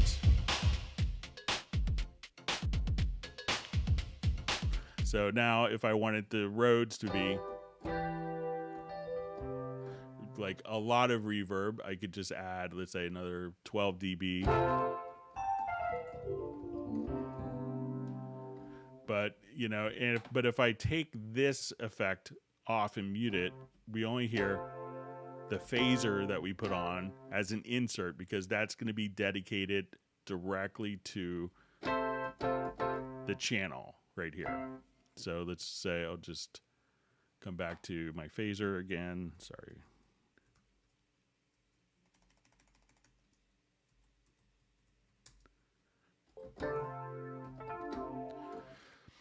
Now, sometimes what could happen if you have something like Halion Sonic SE, and we have an effect on Halion Sonic SE, and we're running it as, let's say, a multi-timbral instrument.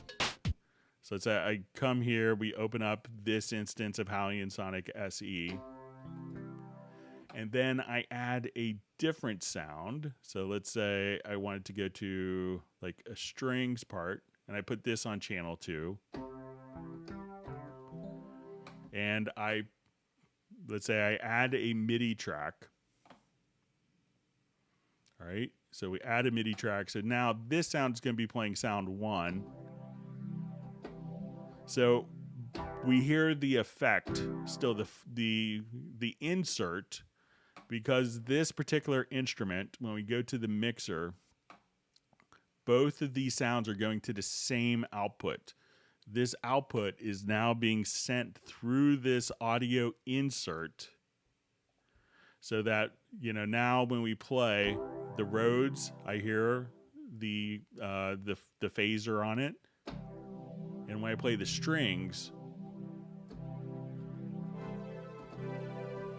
the phaser will also be on as well, because these are sharing the same audio output. So sometimes people will get confused as they're working kind of multi-timbrally, realizing, you know, and to get around this, if you needed more flexibility with the effects, we have up to 16 stereo outputs from Halion Sonic SE, and a lot of instruments will have multiple outputs, so that we could have a different effect on the Rhodes as the strings. But if they're all going to the same output and going through an insert, they could all be processed through that same insert effect. So I hope that helps.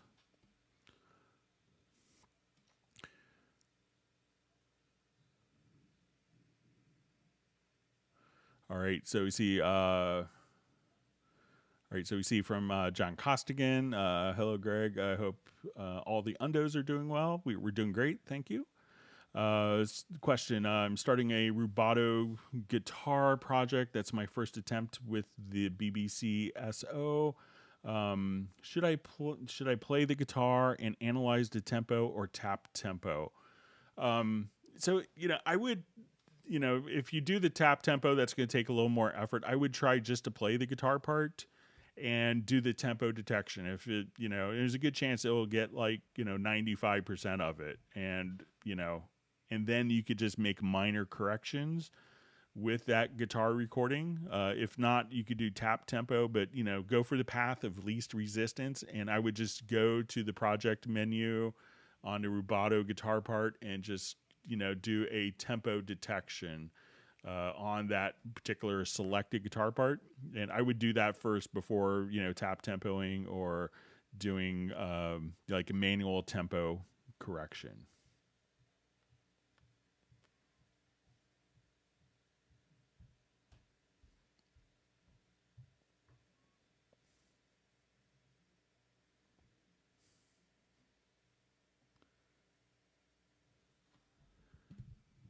I see Sable wondering if Agent K has contributed a Yeti emotion, or maybe he's giving me a coffee because it's the last hour or so. So thank you, Agent K. All right.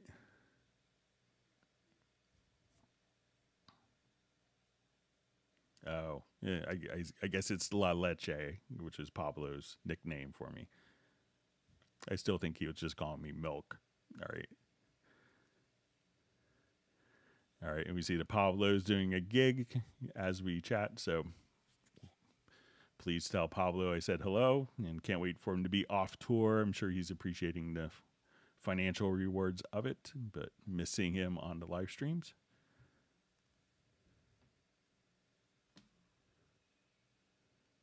All right, so we see Saragos has to go to a tuning gig. Thanks for being a part of our live stream today.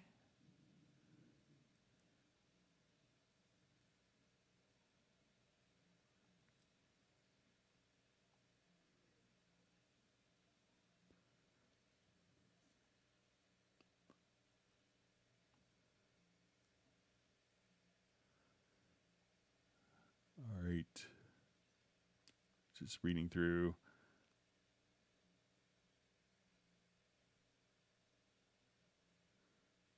See Sable Winters just saying, don't laugh at me. I just discovered all the stuff in the media bay. Wow. So, yeah, I just think it's like a gift that keeps on giving. So.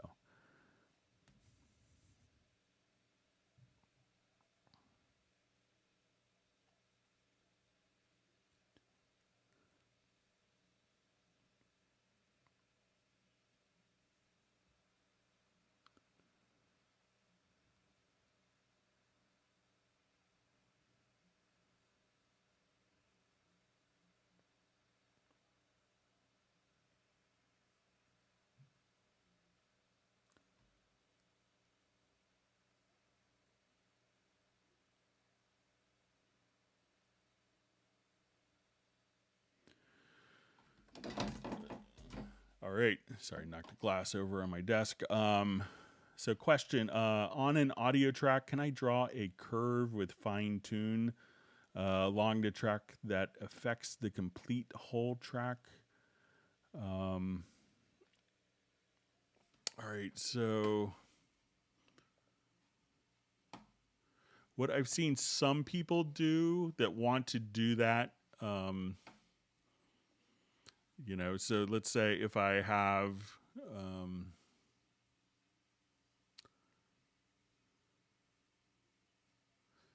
I'll just try it on this project here, is people can use kind of sometimes the sampler track to accomplish this.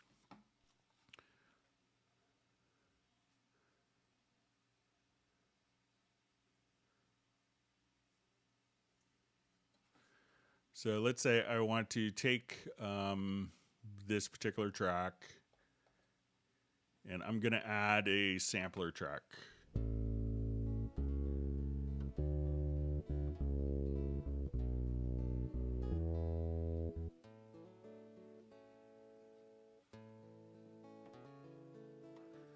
Okay, so let's say I'm just gonna revert this here quickly. Bear with me.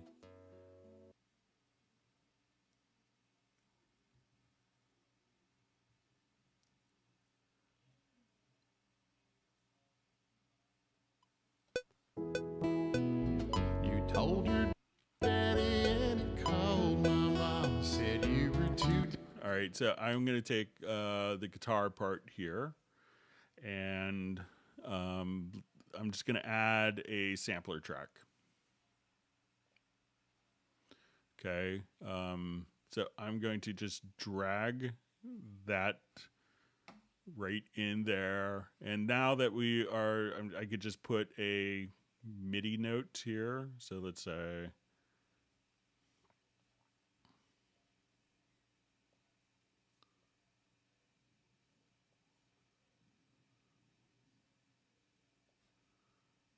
okay.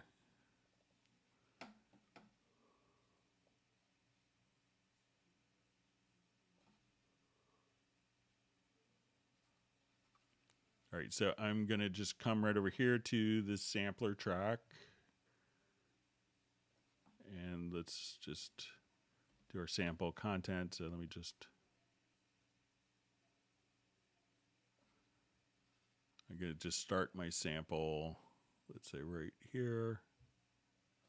All right, so now,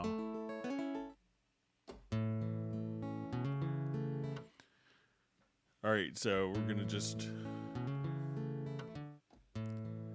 draw in a C3 note.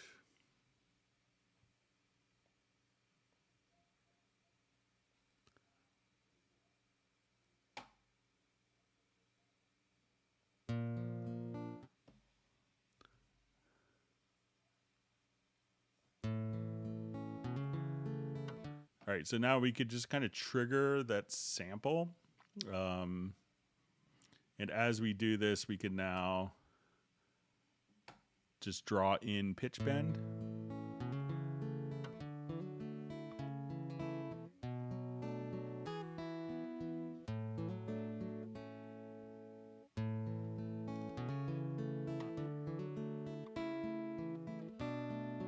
All right, so now I could just come right over here, and let's say as we're doing it, and we could set the pitch bend amount inside of Cubase as well, but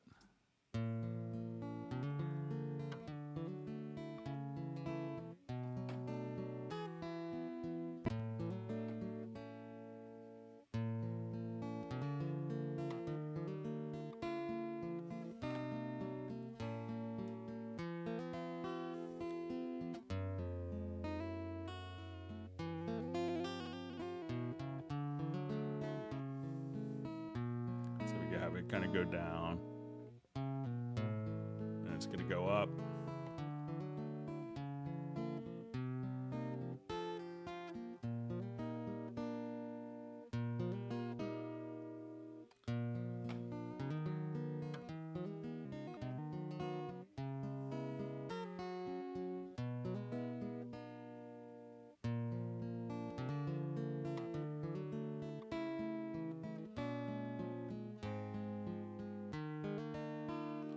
So that's a clever way of kind of using the sampler track and being able to do that. And once you go into the sampler control, you could set the amount of the pitch bend range here. So if you only wanted all of that fine control over one note, or if you wanted to do an octave, you could just kind of trigger it just like that. So let me know if that works for you.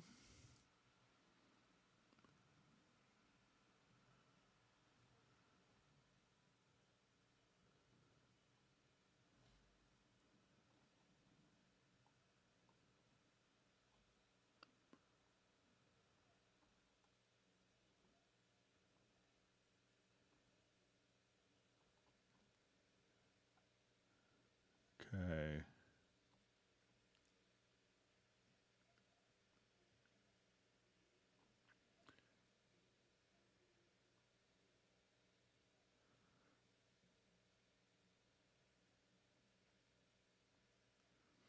Okay, reading through comments here. So we see question, what would be the best stock plugin to be used as a mic pre? So a lot of people will use, there's not like a mic pre plugin that's kind of, physically modeling a mic pre, but a lot of people will throw like maybe a tube, like a DA tube, or if you want it more of an analog sound to the signal on the way in. The different, I would check out if you go under, maybe under distortion, you could see that you could have magneto is a wonderful solution for that. Even though it's not like the coolest looking user interface, don't underestimate the .tube plugin. And if you're looking for something crunchy and like, a little bit of distortion, check out like Quadrafuzz. There's all sorts of great options with those 3 plugins if you're looking to kind of warm up sound. So.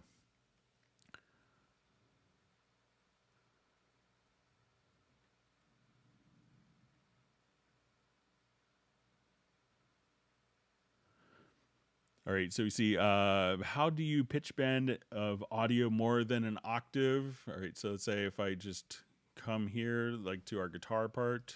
Well, leaving now, I'm so in. And let's go to the sampler track.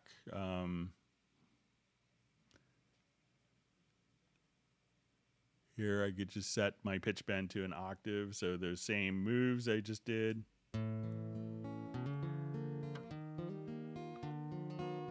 So we can go an octave up.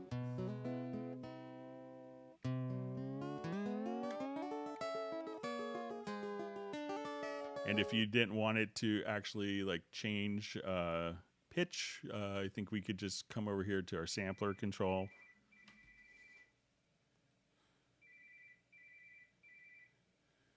And then I think if we put it into audio warp, so let's activate that, but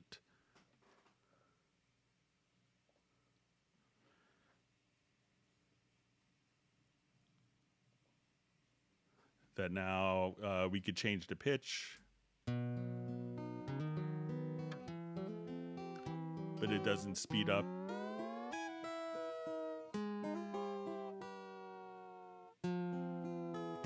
So it's the same rhythm.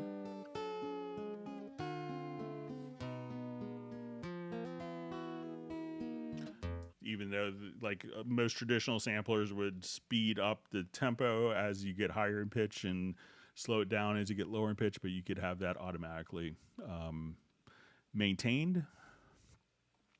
You could also, for an audio file, choose to come over and go to audio to processes, and you could choose pitch shift, and you could just go down an octave here. So play around with that.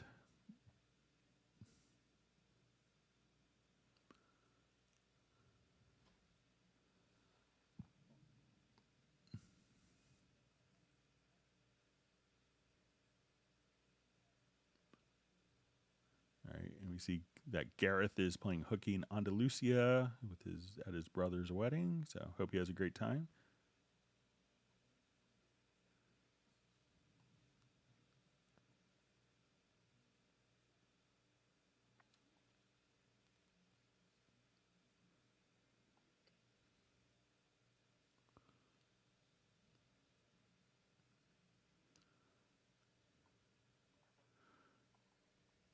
All right.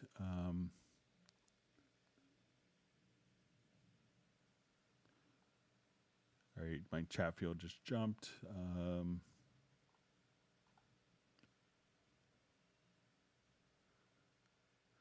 Okay, so we see how do you change the grid division in the Midi editor? All right, so let's look at. So a lot of times we'll look at it here. All right, so let's say, we have this set to, all right, so let's say I have this set to whole notes. So I can see whole notes, and let's see, I have my quantized value set to quarter notes. Now, sometimes it could depend based on the zoom factor. So if we say, okay, I want this to be, like 16th notes. We could see our 16th note divisions, but there's also just a, if we just, let me just, I'm trying to remember where it's at, but there is a kind of a default, like, you know, if you're zoomed at a particular level, I'm just having a brain cramp on it, but you could have the zoom factor kind of determined based on the grid. But let's say, like, so if I have my quantize here set to 16th notes, let me just see if I remember where to get that. Or if that's maybe just on the project window. So here, as we zoom in on the project window, it's going to be,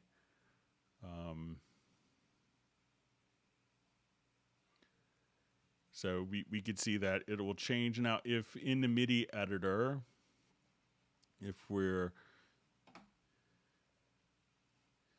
in our MIDI editor here, one of the things that you could also do to change is, let's say, I'll come here to a global track, and let's, let me say if I have a signature track. So I'm going to activate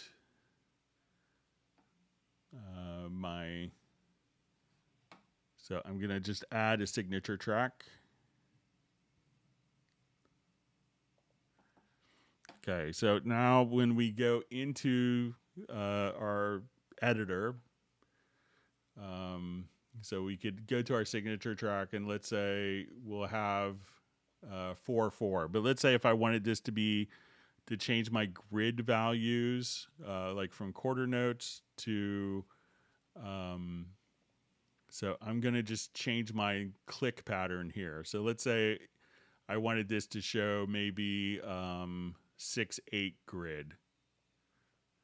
So now we could, as we zoom in, we can see, okay, we have our 16th note grid, but I could right click, and then we could use the metronome pattern, the click pattern. So if we have this set for 6, we can now divide the grid based on our pattern level here as well. So just kind of right clicking, but a lot of times, most of the time, it's going to just kind of zoom and kind of give you more detail as you zoom in closer to adjust the grid.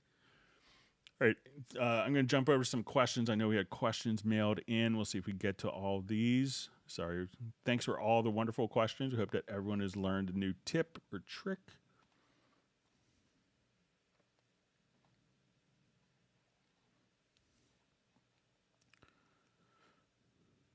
Okay.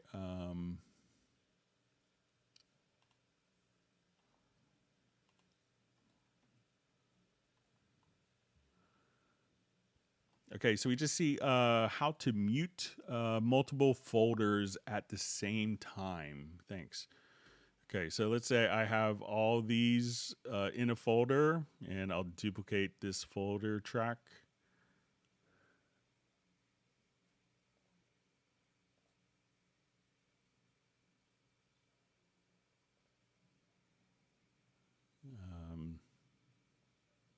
Or I'll just add another range of audio here, and we'll put these into folder.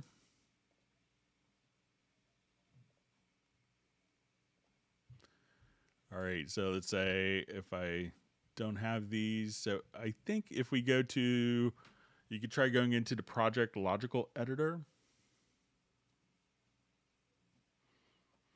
Let's do setup. So we want to transform. Container type is equal to folder track. I'll remove this. And we just want to say track operation mute. And then you could enable. So we could just, so if none of these are muted, you could, or you could toggle the mute status kind of just like that.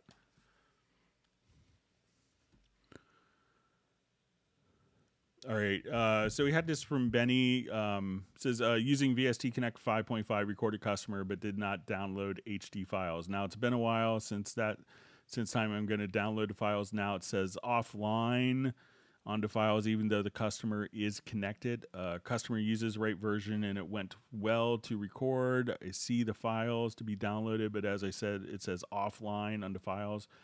Is it possible to activate them? Is it possible to download the files after Cubase 12, Windows 10 PC? So I think if you go into the VST Connect Performer software, that there's an export, and you go to the settings page, that there's an export HD files. Let me see if I have it. If I had the VST Connect Performer here, and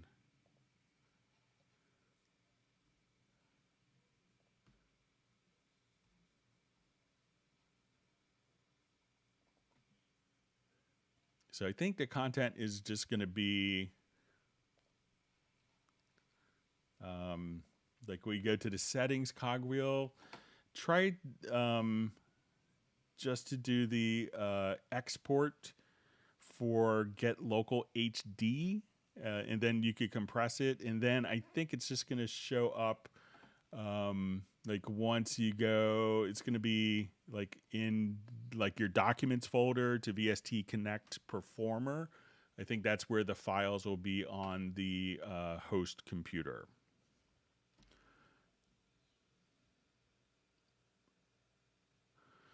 All right. So we had a question.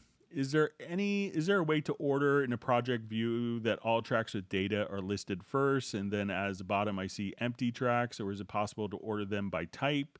Audio tracks first, then instruments, then Midi, etc. All right. So let me just open up kind of a big project. So there's not a way to kind of automatically do it, but there's a quick kind of workaround that may help with that. So let me just come up to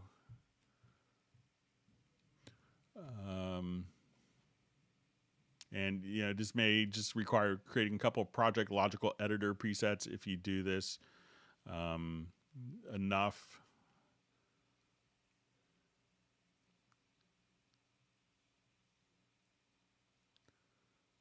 Get the right, here we go.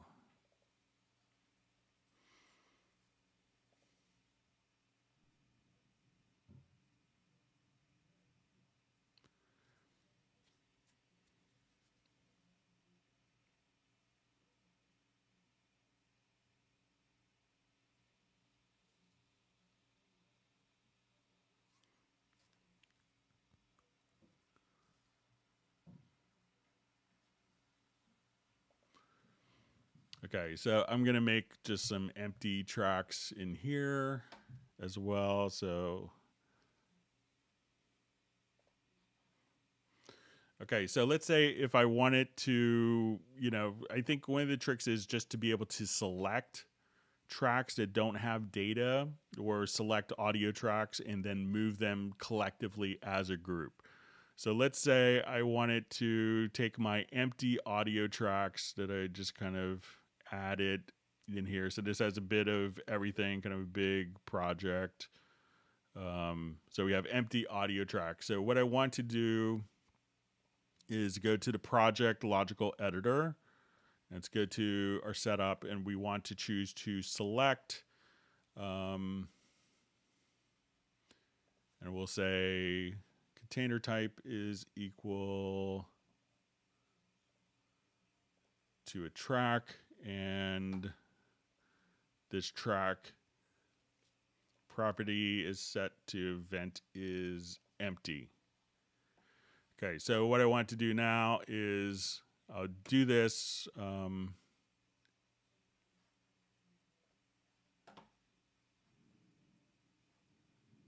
Okay, and we'll say property is set as opposed to not set to empty.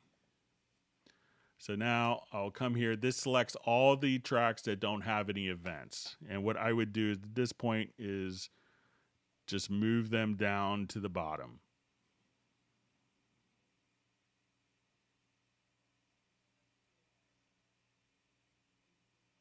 And I think there's a keyboard shortcut to navigate to bottom. And then you could move all the tracks like that. Or we could say, I want to select all of my audio tracks. So let's say our container type or our media type is equal to audio or equal to, so now I could select all of my audio tracks and move those, into a particular folder or move them down. I want to select all of my group tracks. So there isn't a way that I know of to say, okay, take this and, place it here. But you could select all the different events that are kind of spread throughout a project. And then once they're selected, those particular tracks, you could drag them to specific locations.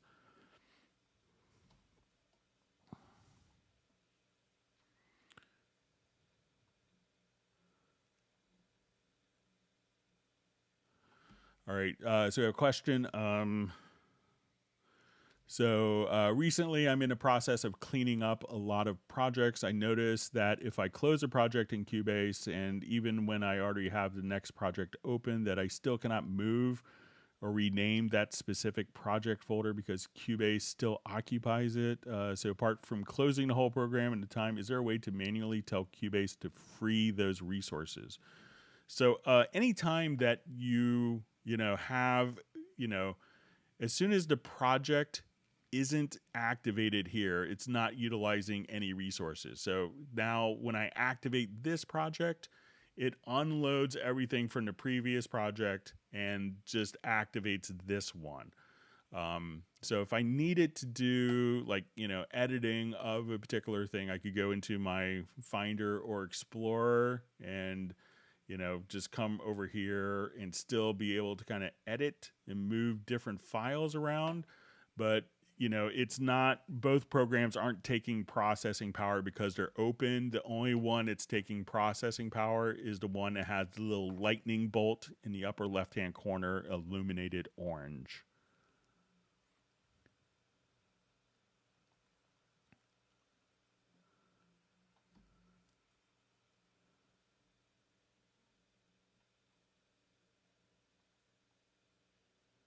Okay, so I think we answered that one already. Okay, so I see a question. I like the debugging tool Midi monitor sniffer. However, I wish to increase my skill. Can Greg discuss different setups, different filter profiles for reducing data output from the Midi monitor? I'm using monitor on recorded Midi data as well as hardware stuff. So, with the Midi monitor, if I have a Midi track set up here, let me just go ahead and, and if I don't know what Midi CC is being transmitted, we can go to the Midi inserts and at this point just choose the Midi monitor and, I'm moving my pitch bend wheel. I'm hitting this note. I know that this note is C4, and when I go to the bottom, that it's C2. So we could see that. Now we could filter out particular notes here. So I'm not sure if it's so if you wanted to reduce data that's going out, what you could do, sometimes, what happens is, let's see, if there's, sometimes using the transformer, if you have a lot of CC data that's going out, maybe you have aftertouch that's kind of clogging up the data stream. So I think if we say, okay, I want to say type is equal to controller and it's, let's say it's CC1. And I think if we come here, we could say,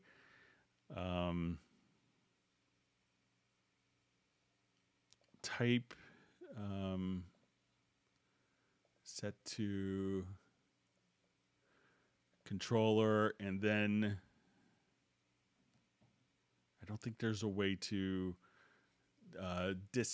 to change it there other than kind of changing the values. But I think if we go to Midi, let's see if memory serves me right, that there is, like, if you have a lot of Midi data, that you could choose, and it's kind of like back to Atari days, but there is a thin out data, which can sometimes just kind of, you know, if you find that maybe your hardware synth is getting overwhelmed with CC data that can't handle it quite like a virtual instrument on a fast computer. So try the Midi to functions to thin out data. All right, and we had this question that was kind of sent in, and Jay was kind enough to send a file. Let me just... Okay. And it kind of started off with, you know, I wanted to take the timing of one file and use that as the basis, like a reference file for other tracks. And I think like this was, so we had kind of maybe like a quick pattern here programmed in Groove Agent that we'll look at. All right, so when we look at this in Groove Agent, we can see that this isn't necessarily kind of on the beat. But let's go ahead and look at all of the different parts here. So we'll open up lanes.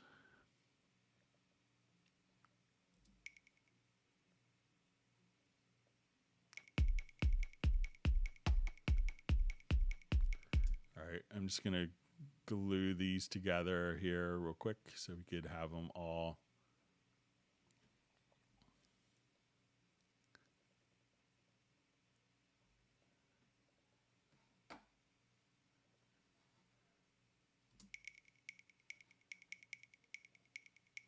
Okay, so I think, you know, kind of the issue was, let's say if we have this and we want this file to be kind of the timing reference.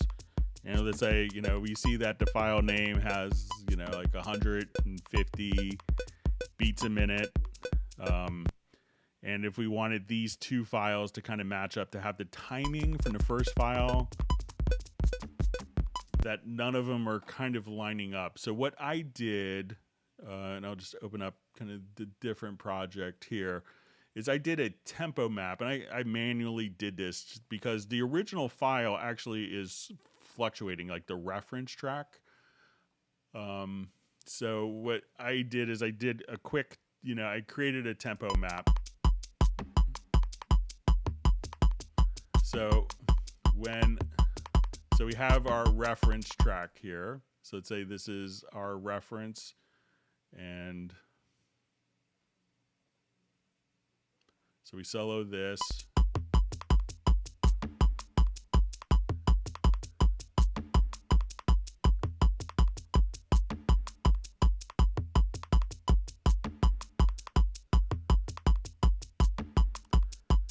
All right, so I manually did the tempo track for that. And then I did a tempo track for this file. And this was the tempo for this file. So we'll go ahead and just listen to this one.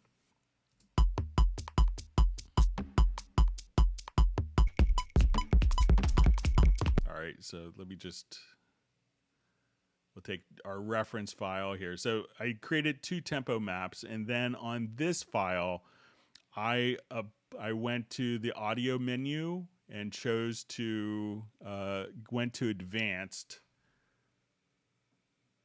And then at this point, I just chose to set definition from tempo. And then I placed this one into musical mode. So let's say if I have, let me just get rid of this so I could see all the, so we have the tempo map for this, and if I wanted this one to match up, I would just make sure that this is going to be in musical mode. So as we look at this, so I take it out of musical mode, we can see that it's going to change. But now, we can have this file following the tempo changes created in this file. So even though you kind of listen to this and think that it's kind of a 4 and a floor steady tempo, these will be fluctuating. So find the tempo, and I manually did this to make it accurate because it was, and it has a little bit almost kind of like an extra 16th note or a hesitation on it. So we can see that this is fluctuating in tempo. Do a tempo detection of the other file, and then from the file that you did the tempo detection of, do a advanced set definition from tempo, place that file into musical mode, and then this will follow the timing of this particular file. All right, let's see how we're doing on time. We got a couple more minutes. I'll just jump back. I know we have some more questions. Thanks for all the great questions. And again, if you learned something new, make sure you do hit the like button.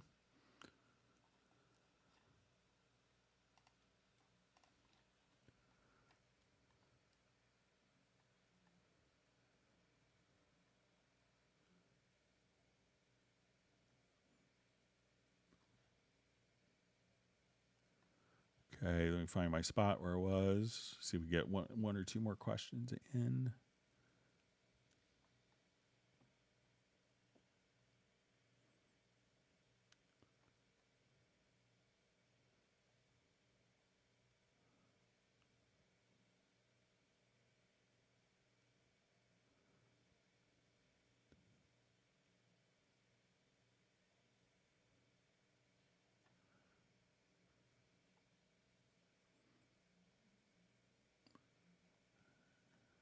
Okay, just finding my spot.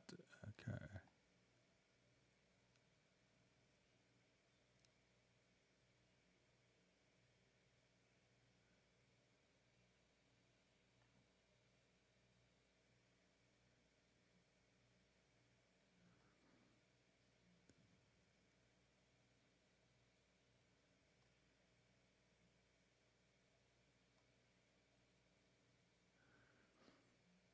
All right, so just see from Harry Hem, fine tune curve, perhaps it's also to use the pitch wheel and lower the pitch range to one note. So yeah, you could definitely use the pitch bend for that.